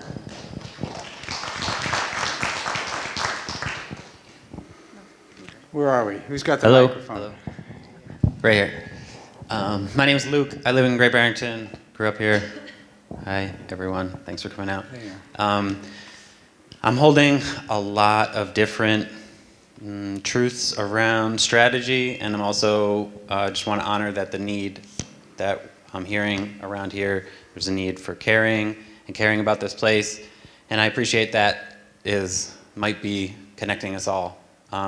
As far as some of the strategies that I'm holding, I appreciate the need around job security, though a job in doing something I don't believe in a cleanup method, I can't say I support that.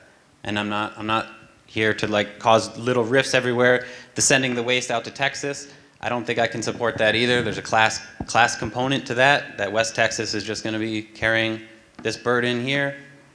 About innovative technology, this is conventional thought that is saying there's no innovative technology, and so I'm not going to believe that. I even think there's some potential hiding in our vilification of invasive plants, that the little zebra mussels filter 7 gallons per minute of water, and every chance a natural reaction happens is a chance that PCBs get broken down. Just like this gentleman here said, there is a half-life, though that's completely dependent on the rate of reaction happening. And then I want to connect this to a social justice component, which is now just starting to bubble up right now, that people are being able to connect things like climate change and now calling it climate justice, where reparations go directly to the people who are most vulnerable and have been the most vulnerable.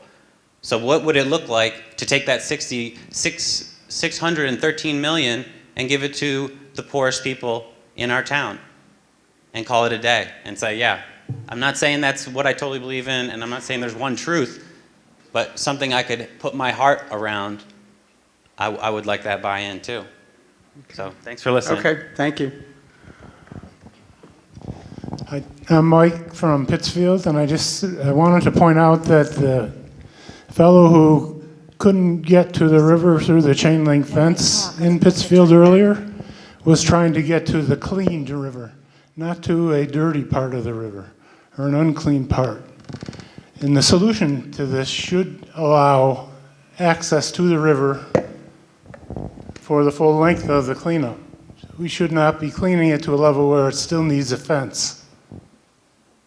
In addition, the Berkshire Valley is also called the Marble Valley. The rock underneath is limestone. It's porous, soluble, and the water flows through it as well as it does through the gravel banks along the shore. Right here, right there. Okay. Is it on? It is. I'm Thelma Barzatini from Pittsfield, Massachusetts. I belong to Citizens for the PCB removal.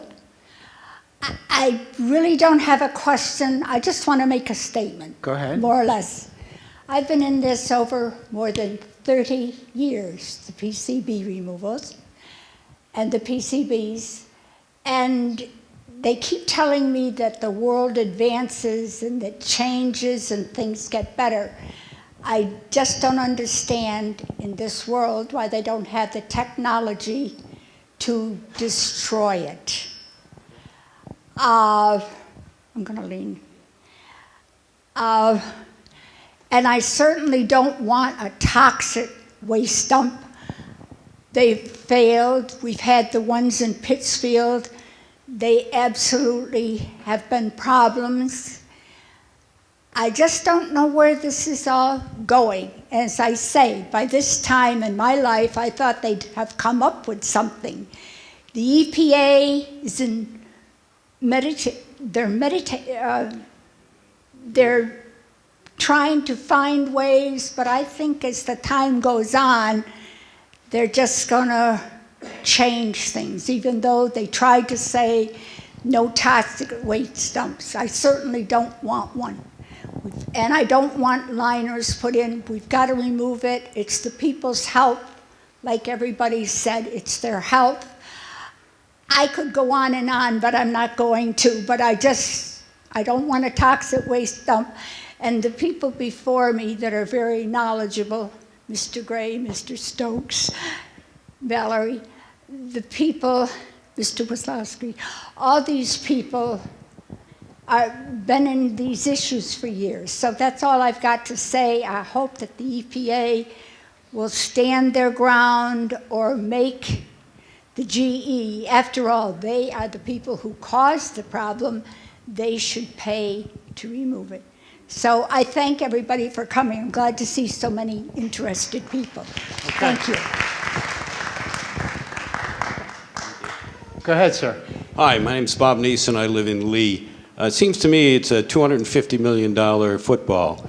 And it would seem to me that if GE spent their legal dollars and on looking at innovative technologies, rather than fighting the cleanup of the river, if they wanted to reduce the cost of the $250 million to truck it to West Texas in a desert, then perhaps they would spend some money looking at alternative technologies. The answer is not for us to sacrifice more, it's for them to step up and do the right thing. Okay, thank you for the comment. This side. Okay. Hi, my name is Fiora Elena. I live in Lenox, and I'm going to say, I was just about to say pretty much what you just said. Our mediator says we're here for more options, right? We keep talking about we're dredging and dumping here, or we're dredging and dumping somewhere else, and no one can really agree that those are either good options, and then we just sit here arguing over which one is the better of the two, which both seem equally pretty terrible to me. And I want to know really, like, how much money, time, and energy have we invested in coming up with alternative options? How many scientists do we have working on this? Have we given this to a university? I mean, we are living in the 21st century. I mean, let's not be ridiculous. If you look at the technology we're coming up with, I mean, we created this evil. It's only a matter of time before we figure out something that will be a better option. I just don't think we've actually put in enough energy. Okay, thank you. And then... Hi, Mark. I live here. This is a terrible situation, and you know, I think we're going to end up with some situation. You're working on it. It could get tied up for a long time. So the idea to take it to Texas, very costly. That's a certified dump. Okay, well then, or then dump it on the riverbank. Not a certified dump, but somehow okay. But the problem is taking it out of the river and dumping it where they're planning on dumping it. It's sort of like around here dumping it on Main Street. And it's like, well, don't dump it on Main Street, dump it somewhere else. And if you could just dig a hole next to the river, well, you could dig a hole somewhere else. I'm not really for this idea, but I know in a situation like this that something's just going to happen, and it's either really bad or not too bad. And at least don't put it right on Main Street, which is the river. Put it, go a little further away, somewhere else. I mean, it's like saying, oh, we're going to take it out of the river and put it in your backyard. Well, we don't want it in our backyard, but maybe, you know, just somewhere else. Okay, got it. You know, yeah. And I think we're dealing with a system that's, it's not broken, it's a fixed system. Okay. In the back. Hi, Ann O'Dwyer. I live in Housatonic. And I agree. I don't like the prospect of dumping here. I don't like the prospect of dumping somewhere else. I agree with Tim. I think we really haven't explored the other options that are possible. And, you know, I guess I'm finding myself thinking, you know, we need jobs here too. What about developing a center for innovative technologies for dealing with environmental issues? Make the Berkshires a place where we really start to be innovative. I just think that would be a possibility. But I do think just taking the PCBs and shipping them to another poorer community with even less resources than us is not the way to go. Okay. This side. Go ahead. Yes, hello. My name is Pat. I live in Egremont. And I'd like to respond to a comment that you made earlier. If I understood correctly, you were suggesting that the prospect of long-term litigation and thereby leaving the waste in our rivers might be a motivation for achieving a compromise or a settlement through this current process. And I'd just like to say that, in my opinion, that doesn't really hold water. Either way, if we allow the waste to be dumped alongside of our rivers, where it will continue to be toxic to our environment and leach back into the river, it's not all that different from the long-term prospect of it sitting there. Okay. So that is not really a motivation for us to compromise, in my opinion. Okay. Back on this side. All right. I think there's still people over here that haven't spoken before I come back to people that already have had a chance. Yeah, my name's, oh, sorry. Where are you? I'm way in the back. Okay, got it. I don't have a statement, I have a question. I don't know whether the EPA is available to answer a question. Is that part of this or not? I'm sorry, what's your name? Sorry, my name's Don Marcus. I live in Egremont. Well, why don't you ask the question? I can't answer for EPA. Well, I would like to know, aside from this forum in which we get to express ourselves and some meaningful people get to hear what we have to say, is there any other way in which our voices can have any kind of impact on this process? Yeah, well, you may not have been here at the very beginning, but this is not the only time. If there is progress made towards a possible compromise, which I think the majority of people in this room think is impossible, but if that happened, then there'd be future meetings in which something more substantive would be brought and people could react to it. Well, I'm, with all due respect, I'm not really talking about that. Okay. I think that I, and maybe some other people in this room, are worried by the initial remarks made by the gentleman from the EPA that somehow, particularly in the current political climate, that their standing in this fight, which is what it is being compromised somehow, and that I think I and possibly others in this room would like to do something to buttress them. Letters from the community, from businesses, from institutions, from arts organizations. Are these kinds of things useful to you to help you hold the line? The EPA. Do you want to tackle that? I mean, I have some thoughts, but you're probably in a better place.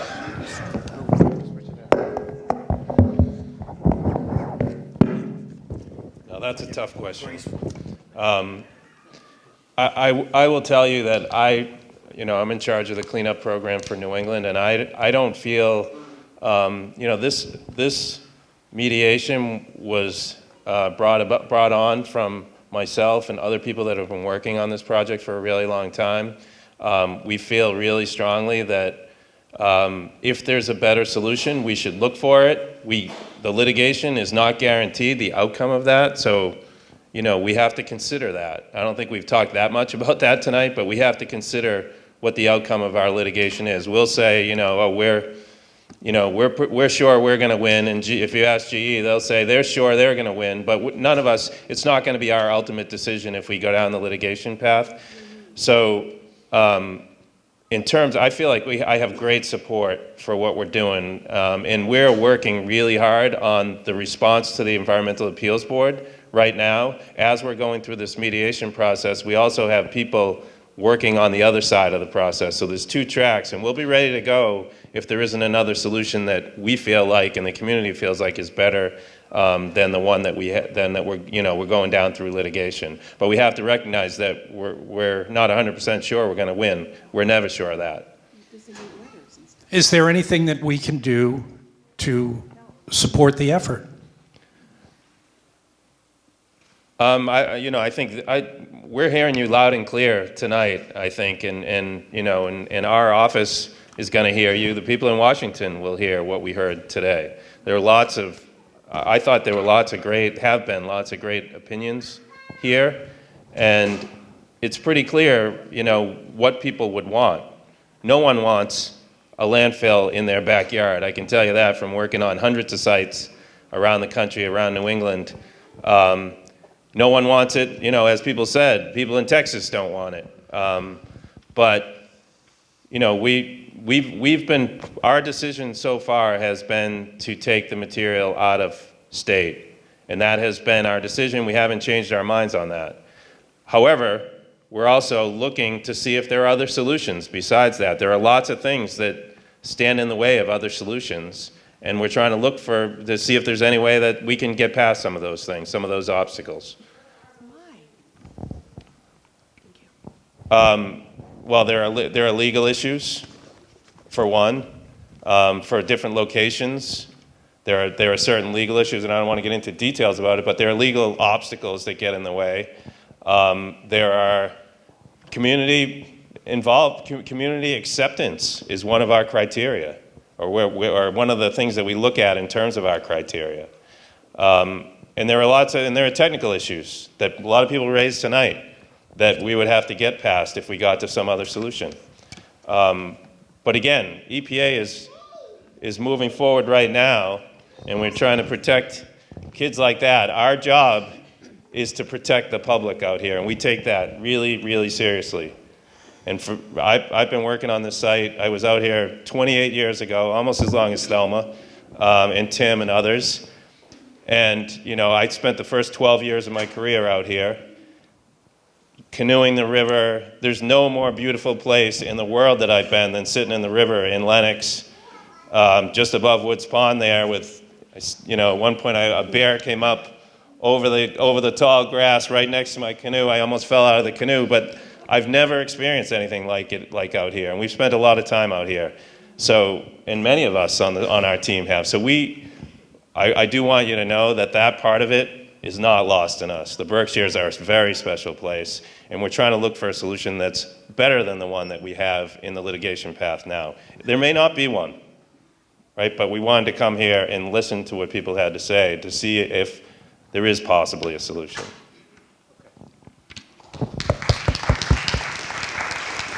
Okay. Who's got the mic over there in the back? Hi, I do. Hi, I'm Judy Eddy. I'm from West Stockbridge, and I'm on the board of the Berkshire Environmental Action Team, and I'm a member of a number of other groups in the Berkshires. And, it's really hard for me I'm just so angry. Like, I just get so angry that I feel sick. And I appreciate the EPA employees. First of all, thank you for sticking with the EPA today in this environment. Thank you for still working there. Really, the job you have now has got to be so hard. And to me, it's the Environmental Protection Agency. It's not the GE Protection Agency. It's about the environment. Yes, it's about human health as well. But it's just so frustrating, as everyone knows, to look to us now, and there are, of course, really skilled people in this audience who are involved in the CCC group and are involved in the mediation, and thank you for that. But to look for the average person to come up with the answers tonight is ridiculous. We're all saying the same thing because we're all feeling the same thing. We're angry and frustrated. Okay, and yes, there's this toxic stuff. We don't know what to do with it. No one knows what to do with it. GE should pay through the nose for the best possible solution. There should be no compromise on that. We've been compromising for years. I think it's ridiculous that the EPA is fighting against their own EPA appeals board. They're why should they have to negotiate with themselves? To me, it's just ridiculous and absurd that we're here doing this still tonight. So, I'm sorry to be so, upset, but I just am shaking with sorrow and upset. My son is going to be 22. We moved here when he was 7. I didn't know about the PCBs in the river. We went on a canoe ride and saw the signs. It's devastating to realize you can't touch your own environment. And the idea of digging it up is heartbreaking too. But if we do, it should go to a licensed facility wherever the EPA says that is, and these guys have said the best answer, and now they're fighting against their own people. It's just absurd. They came up with a solution, and now we're again reconsidering it. Thank you. So, thank you. I know that this woman's has had her hand up for a very long time. So, Kelsey, let's try to get down here. She's had her hand up for half an hour. Well, thanks. Well, my name is Uli Nagel. I live in Lee. I was born in Germany, but I've lived here for a little over 20 years. I was just wondering if you've ever looked at Germany as an example, because it's actually cleared up all its rivers, and even the Rhine, who, had all this chemical stuff flowing down from it from Bayer and whatever, you can actually swim in it now. So I know that there's kind of miracles possible, and I trust that you're nodding your head, so you have looked into it, obviously. Too bad. Okay. Thank you. Okay. Thank you. Yeah, go ahead. I have. I want to clarify something I said before on the treatment of PCBs. So there are lots of universities and very smart people, much smarter than I, that could take these types of PCBs and put them in a laboratory and mix them with different chemicals and break them down. However, once you put them mix them with soil, mix them with sediment, put them in the bottom of a river, and even after you take them out in that mixture, that's the part that makes it more difficult to have an actual solution that can work in a river like this. So that is the problem. It's not that science can't. I agree that if you can make something, you can also break it down. But these are much harder to break down, and once you get them in that that mixture. It makes it very difficult to come up with an actual solution that will work in the field. So that's the issue. We do have lots of money, lots of people. EPA, I'm talking about, have people working on these types of issues all the time. Our Office of Research and Development, we have dozens of universities around the country that actually get paid through our Superfund program to do this kind of research. And we continue to follow that. So for those people, we did say that we would continue to look at these types of treatment technologies last time around. And Barbara, we haven't stopped doing that. But there just hasn't been anything that can work in the field yet. There are things that can work in the laboratory, but not things that can work in the field. So thank you. I have one question. First, Have you spoken already? I have already. All right, then you know we need to let Okay. other people speak first. Okay. Because Tim's also had his hand up for 20 minutes, and I'm going to recognize him after we hear from everyone once. I was just hoping to speak, ask a question of the EPA. Somebody said that it volatilizes in the air. Somebody said it doesn't, which would mean it can spread through the air. Is that right? Does it, in fact, spread through the air? Okay. That's what I thought, but somebody said it didn't. I'll answer it more specifically. So it does volatilize. Everything volatilizes. Some things volatilize more than others. These types of PCBs don't volatilize very much, but they do volatilize. And it depends on the concentration that you have. So if you have really high levels of PCBs, you could have some volatilization. Lower levels, you have less volatilization. And it's actually different types of PCBs that are volatilizing than the ones that are actually in that mixture. So it's very complicated, but it does happen. And at some, in some situations, like for instance at the old GE plant site, there might have been more volatilization coming off those vats or off the transformers that are full of the liquid than, we might have coming off the sediments in the river.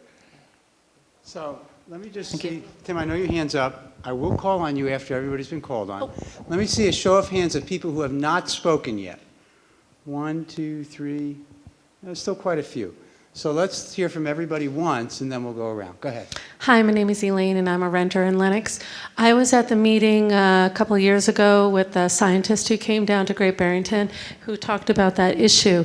He talked about that they're studying this and that you should live 3 miles away from the river because the PCBs are getting into the air, and they've studied it, and it's harming people, especially at the concentration at Woods Pond.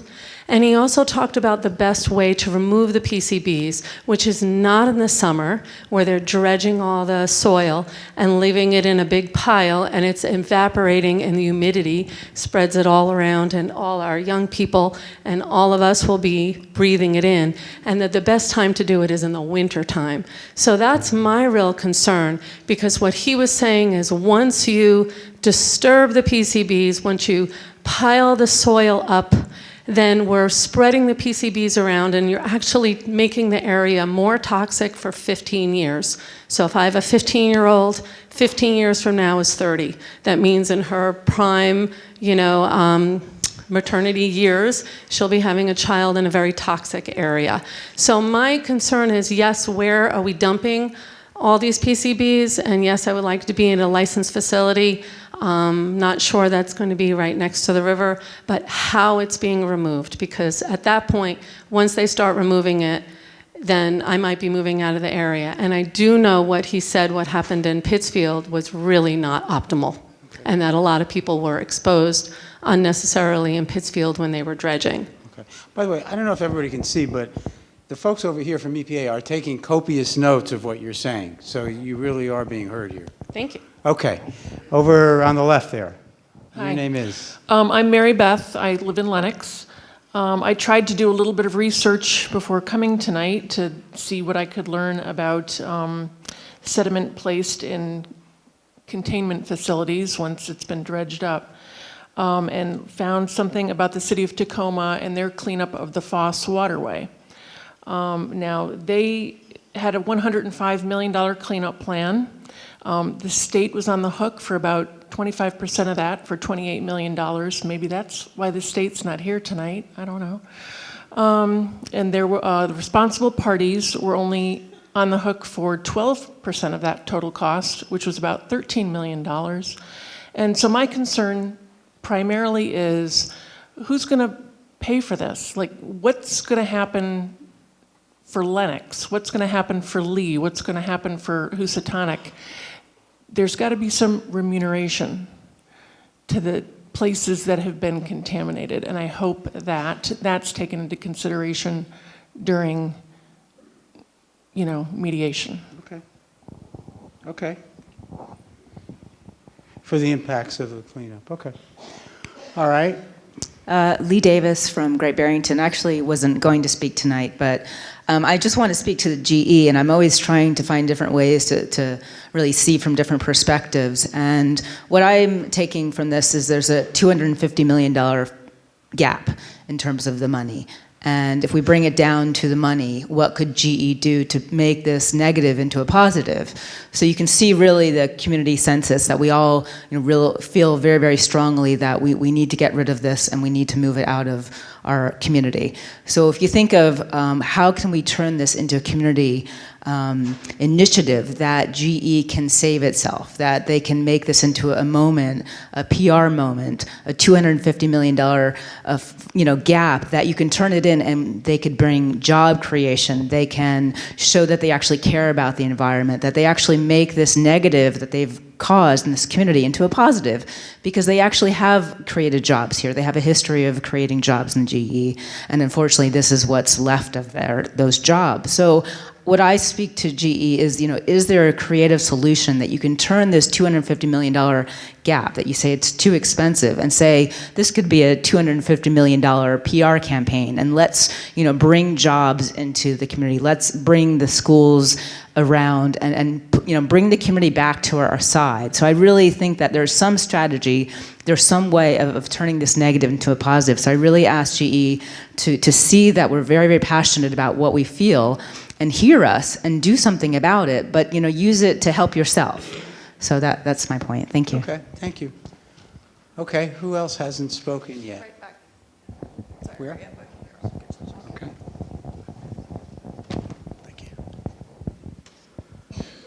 My name is Dominic Villani. I'm a Lanesboro resident, and I moved here in 1996. Most of my business is in Pittsfield, and I do recall seeing Brian very often way back then, and I thought I would actually spend more time and energy on this particular issue. And thank you, Tim, and so many other folks here. I do have a few questions, and I would like to say I have been very angry, even up to 2 minutes ago, but trying to raise the bar, as they say, and keep it up there. I do believe there's a way, a best way forward. I really do. For instance, one fact of the matter is GE has changed their leadership. I don't know if this new CEO would actually come out, perhaps have dinner and on the town, in the town, perhaps next to the river. On the town, in the town, next to the river. Okay. So some technical questions, and I do apologize. I was late. I did not catch the first portion of your explanation, perhaps, of why we're here tonight. But the reason I'm here is I am a member of a few organizations, and with the emails today, you don't miss much. But having the time to assemble your thoughts and come up with creative, doable solutions that takes time. And I've spent most of my time just trying to make a living. It's been difficult. I would like to know tonight who is, if anyone, present representing General Electric. And how long have you been with General Electric? Are you an attorney for General Electric, or? Yeah. I know you came in late. No, I'm trying. I understand. Okay. I know you came in late, so let me just explain. So I asked GE to come to listen, but I promised that they would not be answering questions or responding to comments tonight there'll be opportunities in the future when we'll put substantive things forward. Tonight was 1, to describe the process, 2 was to receive input. And 3, we were going to try to limit comments to about 4 minutes, but since you weren't here, I'd like you to get your questions out. Okay, so... But we were supposed to limit everybody to 4 minutes, but go ahead. Okay, so what I was saying earlier about trying to formulate my own thoughts. Go ahead. So the relevance of someone that represents GE, I believe, can be somewhat relevant, certainly for me. So apologize. Okay. Would you mind answering that question? Would you mind answering that question? The question is, are you an attorney for GE? And how long have you... Oh, excellent. And how long have you been employed by GE? I was hired for this project about 16, 17 years ago. Okay, that's a good thing. I believe that's good. Okay. Okay, I will. And with the new leadership. He can't respond to questions. This isn't an opportunity. Let me just be clear. Okay. This isn't an opportunity to ask GE questions. I'm going to ask you to summarize your comments in the next 30 seconds so that we can get around to everybody once, and then we can come back to you. Okay? Thank you. So I'll give you 30 seconds, okay, Thank you. if you can. Now, another question.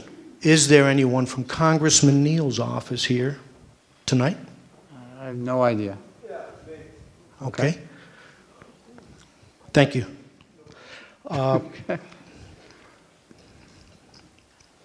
Anyway, Okay. I'd like to see a industrious cleanup. All right. Thank you. Okay. This gentleman here hasn't spoken. Let me see hands. There's a mic out there. Okay. Go ahead. You got the mic. Nick Peck. I'm from Stockbridge, Mass. And I'd just like to say that, in my view, the mediation committee is lacking one important constituency, which is normally lacking in our society, which is children. Now, children have a natural ability at justice, and they're also unable to be unfairly influenced a lot of times. And I guess I'm saying this because I feel as though if there had been a committee of children in Pittsfield at the time that General Electric began making its decision to dump the PCBs in the river, the children would have thought about this and said, no. And the second thing they might have said is, why don't you buy some very thick-walled stainless steel drums and put all your PCBs in those drums while we help you figure out what to do with them? So my idea is that you get kids involved in the mediation, and that our community also makes sure that children are incorporated in the attack dog team that ends up dealing in court in the litigation, which I think is a 60% chance that'll happen. So the kids are represented in that forum also. Okay, thank you. Denny Alsop, Stockbridge. Okay. I have canoed twice across Massachusetts in regards to rivers. The first time was 30 years ago. And at that point, the Housatonic was regarded as sort of, a place you didn't want to go. There were chain link fences up and signs all over the place saying danger and stuff like that. But there was something good going on. And that was when President Nixon was in the White House during the Vietnam War, and people were marching around the White House. And their famous story is that he turned to Henry Kissinger at his side and said, "Henry, are they going to come in and get us?" and that's when we got the Clean Water Act and the Clean Air Act, and that's when we got the EPA. So to answer the question of the gentleman who was in the back of the room, our political actions matter and are heard, and they're heard in Washington, and sometimes they're even heard in Boston, but there seems to be a really muffled drum in Boston. You know, somebody asked earlier, why is the DEP being so, you know, circumspect? Where are they? You know, isn't this their, you know, their bailiwick? When I was crossing Massachusetts by canoe the first time, I got over the height of land and I was going down the Westfield River and I was really exhausted, and a guy appeared at the riverbank, and he waved me over, and you know, there I was under the railroad tracks when the river was roaring, and I went over and I said, "Who are you?" And he said, "I'm a Mohican Indian. I'm a member of the Stockbridge Band." And I said, "What are you doing here?" And he said,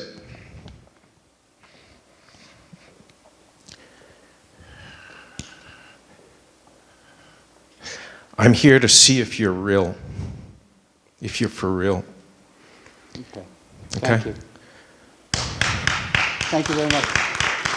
And, Okay. and we are for real. We are for real. You guys are for real. We're for real. We're coming from our hearts. Thank you for being here and for listening to us. We appreciate that. And thank you to the EPA. It's not hopeless, the situation. I think that Boston needs a push, a big push. Not only is the DEP maybe not here, I don't know, but what about the Department of Public Health? I mean, they've dropped the ball. Okay, I'll give up the mic. Thank you for the opportunity.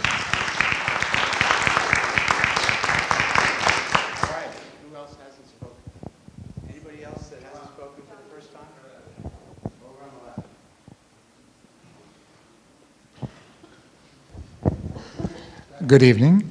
I'm Ron Blumenthal. I've lived here since the early 90s, and I will ask a question you don't have to answer, which is, what's more reviled? Who is more reviled than lawyers? Venture capitalists. Hello, everyone. And I will say, as a very quiet venture capitalist representing a number of other venture capitalists, there will be no intelligent investment here in Berkshire County without the PCBs leaving. So if you're concerned about jobs and the future here, that is a very big thing to consider. So thank you, Okay. and I've come out now. Okay. I wrote it down. Thank you. All right. Have we exhausted all the... have you spoken? You've spoken. You haven't spoken. You spoke. You haven't spoken. Give this gentleman a microphone.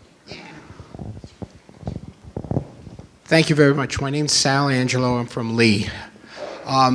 The gentleman that started the conversation earlier this evening, he mentioned something that seems quite obvious to me.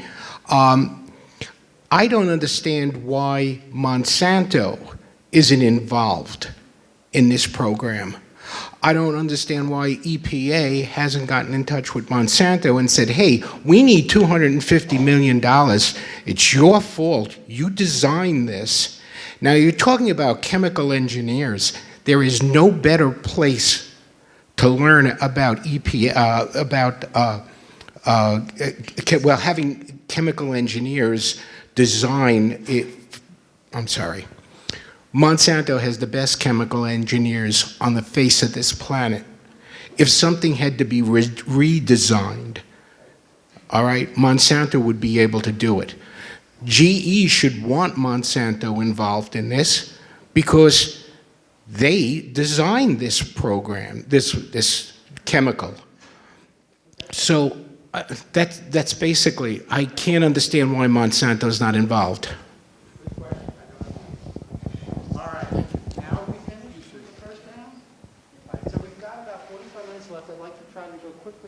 Because I know that, let me get to the front of the mic. I'd like to go through a second round of people who want to speak, starting with Tim.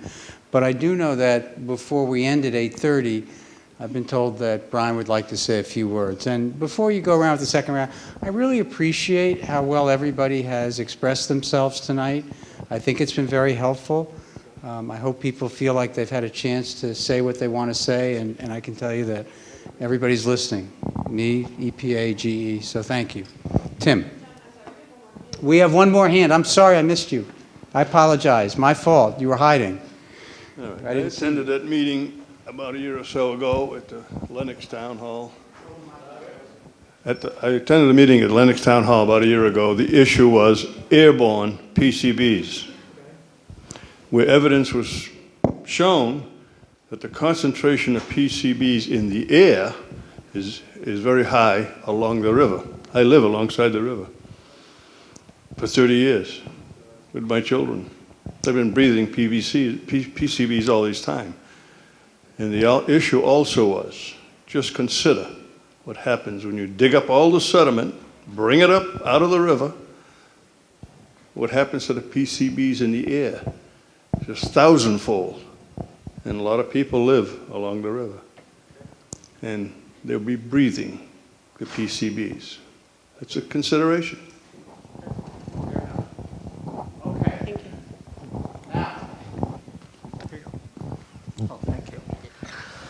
I just wanted to comment on some scientific things that have been thrown out here tonight, which are not true. Okay, because I think it's important to keep the scientific knowledge in your sights. If you're studying this, it's very important. And the first thing that I heard was that that PCBs have a 17-year half-life. That's totally not true, okay? The half-life is still out to debate over different scientists. That's what the truth is they're debating it. Some of the scientists are saying it'll be here for 10,000 years. Now, the 17-year thing, it's been in the river for 45, 50 years already. Hasn't gone away yet, so it doesn't go away in 17. We can at least come away from this meeting agreeing to that. The other thing that I wanted to say is that there is a reason that EPA, and not just EPA, but pretty much every civilized country around the world are cleaning up their PCBs, okay? And it's really PCBs, you have to understand, it's our river, it's us, we suck it in. It does volatilize. The EPA has many studies out now that admits it volatilizes. When we first started at HRI, they told us it doesn't volatilize. Then we tested the homes of the people right next to the river, and every living room had PCBs inside the room. So the volatilization thing has been decided. It's in the air, and we're sucking it in. Dr. Carpenter, who was the one who gave that meeting about a year ago, when we asked him, so what do? Do you take it out of the river? Are we going to get exposed during the cleanup? And he said, yeah. You will be exposed, and you'll probably be exposed a little more than you're getting by living next to the river. But it will be a one-time exposure, and much better than living your entire life along the river and cleaning up. So that's important. The other thing I wanted to clean up is that PCBs are now a recognized carcinogen. It happened about a year and a half ago, maybe 2 years ago, where the World Health Organizations around the world came together, they studied it, and they kind of decided it was time to notch it from a probable carcinogen, which GE has sat on for many years and loved that, okay, to the fact that it's a known carcinogen. The other thing that's important, and I'll stop because, again, I can go on forever. PCBs, what's that? Oh, sorry. PCBs, if you read the scientific literature, you will find out that they are connected to cancers, they are connected to thyroid issues, they are connected to cancer in kids, reproductive issues in kids. They've studied the Mohawk Nation up along the river up there in northern New York, and all the kids have severe learning disabilities and things like that by growing up in a PCB. Of course, they're eating the fish. This is an Indian tribe, by the way. They're eating the fish, and it's very problematic. But the point being is that if you get on, and if you have trouble finding this, give me a call. And I have a bibliography of about 45 pages right now that will tell you how many PCB studies have been done, and a lot of them are about kids and about cancers and about other things in our neighborhood. Non-Hodgkin's lymphoma, there's a lot of that along the river corridor. So my point just being is that these PCBs are very bad. EPA is not here trying to push this on us because they think it's, that it's not bad, because they do know it's bad. They're here to do that, and we appreciate. We've had a love-hate relationship with EPA over the years and had to battle back and forth with them. But we appreciate they're here, and we hope this community can come together and really push for what's the right cleanup for us, not what these other people are making decisions for us, because we're going to come away with a crappy cleanup if we let them do it. Tim, I appreciate the resource you are for everybody, so thank you. You wanted to speak, right? Go ahead.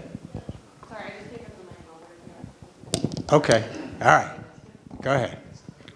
I apologize. You have a couple questions. No, actually. No. Earlier, I did want to touch on the fact that my business was primarily in Pittsfield. I did witness to what the gentleman over there, the investor, was talking about the economic fact and facts, historical, overwhelming, and I would describe it as an economic destruction of Pittsfield particularly, but because Pittsfield is so large and in the heart of the Berkshires, it had even a larger effect economically. All right, so this would be addressed to the principals and to please take that into consideration, that already has happened as a part of the destruction, not to mention the natural environment being able to produce more economic capacity and vitality in the true sense of what that emblem up there is. Anyway, the health aspects of the economics, again, truly in an economic standpoint, we need to have, and we need to try to convince General Electric to consider in a heartfelt way, in a heartfelt dimension, and it brings upon a certain material. I'm trying to bring. Very good. Thank you. I apologize. So any of this cleanup is going to involve dredging, is that correct? What we're talking, one of the possibilities, it's dredging. Do we have any idea of what Connecticut's position is on dredging upriver? Because as I knew it several years back, Connecticut was going to really take a very strong stance against that. Do you have any comments on that? Okay, fine. Thank you. Thank you. Okay.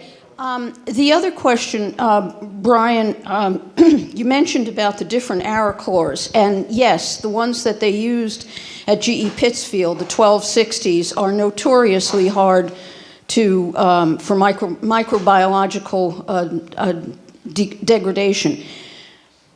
But about 30 years ago, Donna Bedard, and yes, it's the same Bedard, did research, GE Schenectady.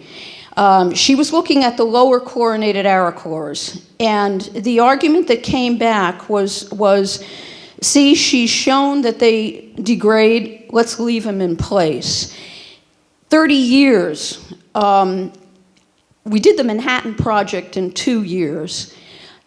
If we go to litigation, it could take decades. And as you've said, EPA has some fantastic labs still in Athens, in Research Triangle.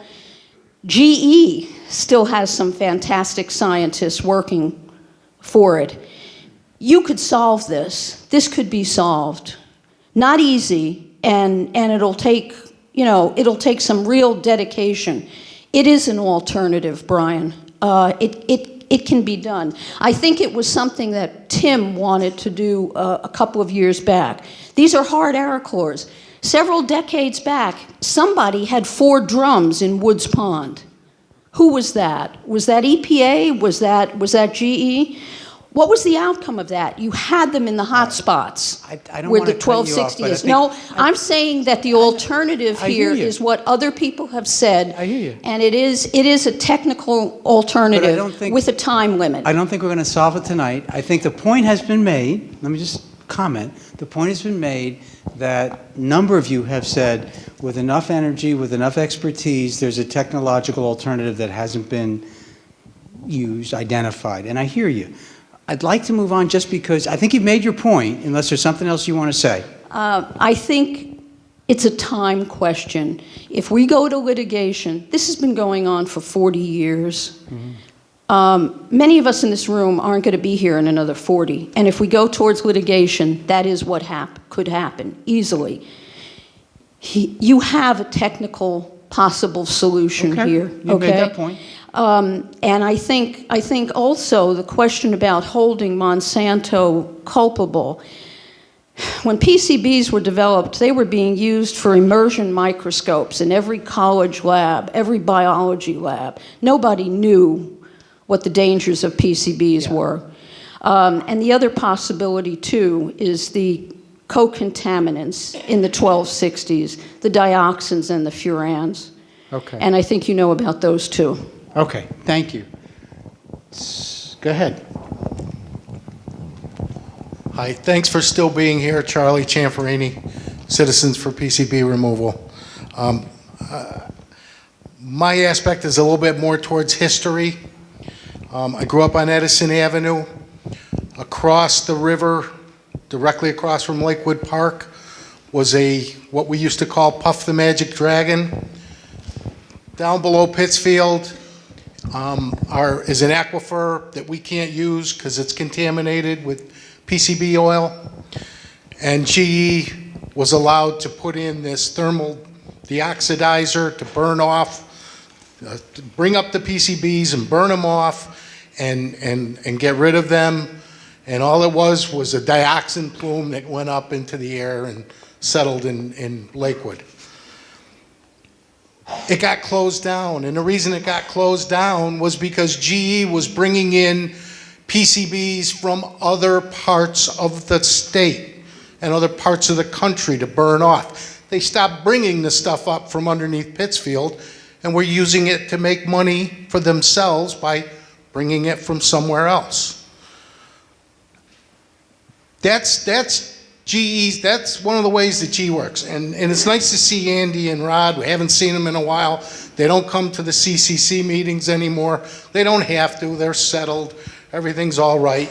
But, I always enjoyed them and talking with them. Okay. And one other thing. 20 years ago, when Brian was a young man, we sat we were in the chambers of the city of Pittsfield at City Hall, and it was a big meeting. And one of the discussions was a parking lot that was adjacent to the river that they were taking up PCB oil from. And the decision at the time, and this was right next to Dave Gibbs' house, by the way, with the chain link fence. One of the decision at the time was we were just going to blacktop over that parking lot again, and everything would be safe. And at the time, my 12-year-old daughter asked Brian, "What are you going to do when the blacktop breaks and cracks?" That's what happens with landfills. That's what happens with all of these dumps. That's why, as much as I hate having them down in Texas, I'd rather, they already got them. I'd rather they were there and not next to our river. Okay, thank you. All right. Yeah, My name is Jeffrey Cook, and I've been involved with the CCC back from when the consent decree was adopted. And I have a question for Brian. I have sat at a number of meetings over the years, and I just think we ought to make sure we're getting the right facts about what's going on. And I heard it was EPA say that the air over the river is regularly tested, and you haven't found detectable levels of PCBs in the air over the river. And I just would like an answer to whether that's no longer the case, or was the case, or what. I think Brian's going to come up in a minute, and I think he's been taking some notes. Okay. Have we exhausted all the people that want? I think everybody's exhausted, but have we exhausted all the questions? You got a question back there? You're not exhausted. Okay, I'm glad to hear it. Okay. I'm looking around going once. Up, gentleman down here. Here. Here comes the mic. There's been some real fear about carcinogens and poisonings, but I grew up in Pittsfield, watched the newspaper, and GE did evaluations, and they couldn't find any reason that any cancers or any diseases were more prevalent in Pittsfield than anywhere else. And I was wondering if people here knew that what the present status was. Do people in Pittsfield or live near the river, have they been looked at? And is there a problem that they found that's different than the general population? I don't know. Good question. Okay, fair question. Thank you. Yes, go ahead. Back in the middle. I just have a quick question to everyone here. I've only lived here since 2002, and I'm wondering, has anybody thought about the fact that the ecotourism that we've lost from having this river? And I know there's a group of children that's suing the federal government for climate devastation and that they're not going to have a future. And I'm just wondering if anybody thought about our children and how they have not had a river to enjoy over the years, and that all the money that we have lost in this area by not being able to have ecotourism. Okay. Good question. All right. I think we're at the point where we're going to wrap things up. Is there somebody else? Okay. Last person. Well, I guess I get to be the first and the last commenter, but I'm Sage. You are, yeah. And, well, I just heard people doubting that PCBs cause health problems, and to honor the memory of a man who died a few years ago, 3 years ago. He was 25 years old, and he died of a very unexplainable, at least on the surface, death. He basically got cold. His body could not regulate his temperature anymore, and he died of hypothermia was the official thing that was written on the death certificate. But he had been eating the fat of ducks from the Housatonic River.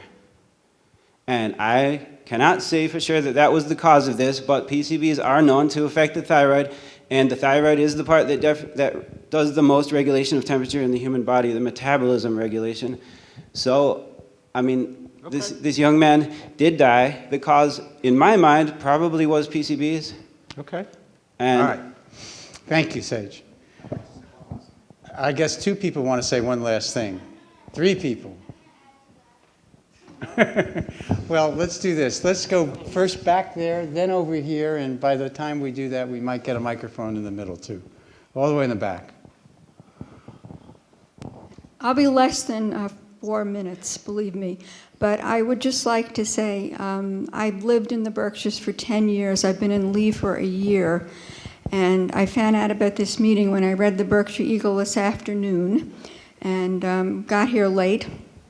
But I know about your 4-minute limit, okay? But what I would like to say is I'm sort of amazed that we're still dealing with this issue, because when I lived in another state, 30 years ago, I was still reading about this stuff, and then I read the newspaper this afternoon, and I said, oh my God, we're still dealing with this. It's unbelievable. And what I would just like to say is that I really hope the people who are taking notes in the front are really listening to what you're hearing today, because it occurs to me that, this gentleman here spoke about how the children are not included. I'm not convinced that the public was really included in all this decision making. And I hope that this meeting is just not some pro forma pacification strategy on somebody's part to just get all this stuff out, but then go home and do exactly what you intended. That's my concern. Thank you. Okay. Gentlemen. I am still Reed Anderson from Risingdale, and I just want to remind everybody here in the community that John and the EPA said that they would hold further meetings. Right. And I want to make sure we hold them to that. And Well, you have my word, I would also, well, this came up quickly. I felt like we didn't have a venue and we had a date, and it was not necessarily the most eloquently organized event. I would then like to say that I would like the EPA in their negotiating to remember that, a gentleman had suggested job creation by making the dumps, and this is a short-term happy thing that is not what will benefit the community. The jobs that are getting created by removing the PCBs, and the Berkshire Hills Montessori School just put a huge expansion, beautiful expansion on their school. They're growing and growing. They are right in Lenoxdale. And it's a phenomenal school full of wonderful children. And all of them and the school, I haven't heard anybody that's really for the dump at Woods Pond. Okay. So please consider these things. Thank you, Reed. Thank you. This gentleman, this guy in the back has got his hand up for quite a while. Here, can I give you that? Thanks. So, that man that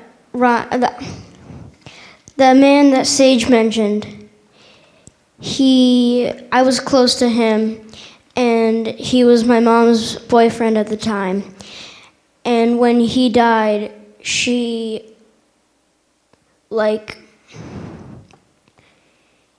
said it was one of the hardest things she's ever gone through.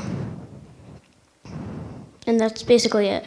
Okay. And I used to go to a school that was a couple miles away from the river.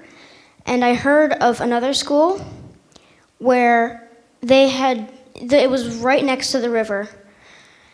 And they dumped some of the PCBs right next to the school where children go, where young kids go to school every day. Okay. All right. So I want to try to thank you. Thank you very much for what you had to say.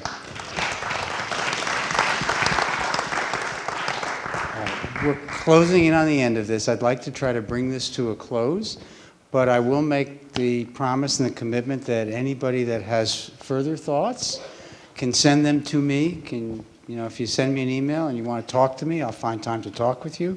So this isn't the end of the process, and very much to Reed's point, yeah, my word, we'll be back again when we have more to talk about, and my door is always open to receive more of your comments.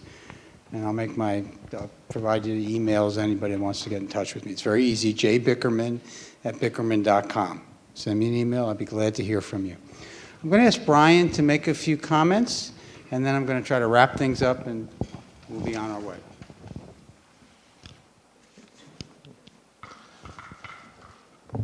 Not only do I have less hair than last time I was with all of you, but I have reading glasses too. So I wanted to I said most of what I wanted to say last time around when I came up here, but I want to try and answer some of the questions that were sort of left unanswered.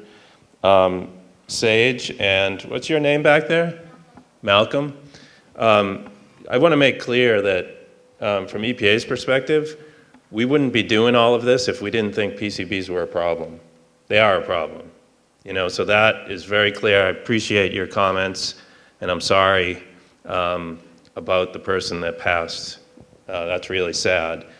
But I want you to know that we are our whole job here is to make sure that people are safe out here, and we create a cleanup that is absolutely protective. We feel like the one that we put together, for which I signed in the permit, was protective. We're only now just trying to look for a solution that could be even better than that for the overall community. So that's why we're here. We will come back, Reed. We definitely will come back. We want you to hold us to that. In terms of Connecticut was here. Is Betsy not here anymore? I just want to check. So Betsy Wingfield, who is my counterpart in Connecticut, was here for most of the evening tonight. And she was here. Their position has consistently been, if we go and do mediation, she wants, if anything, for the cleanup to remain as strong as it is in the permit, or even stronger. They'd appreciate a cleanup that removes more PCBs from the river. That's Connecticut's position. They've been very supportive of EPA, and we appreciate that. And again, I want to make sure people know that she was here tonight. In terms of the blacktop issue next to Dave Gibbs' house, I did listen to your child. We did end up removing probably thousands of capacitors from underneath that parking lot eventually.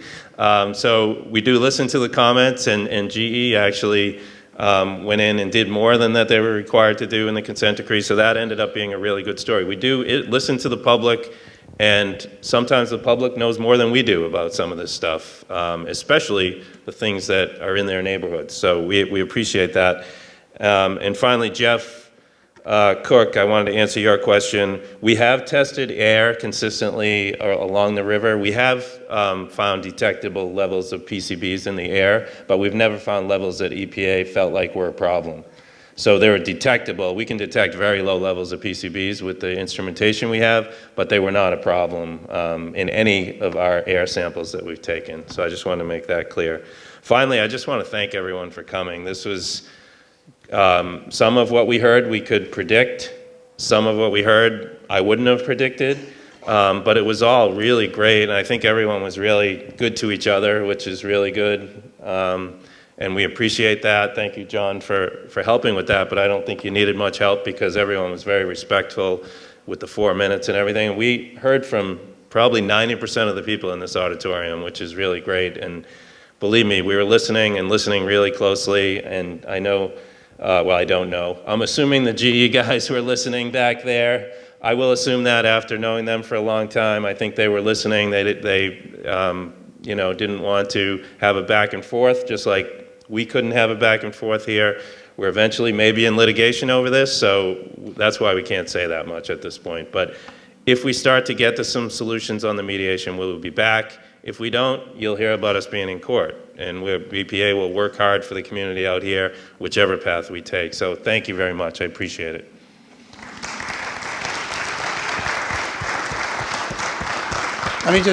Before you leave, let me just give you a quick forward-looking sense of what we're going to do next. I can't repeat what Brian said. He hit it right on. I thought, done this many times. This was really it was a terrific group, very respectful, and made my job a lot easier. Going forward, we're going to continue meeting.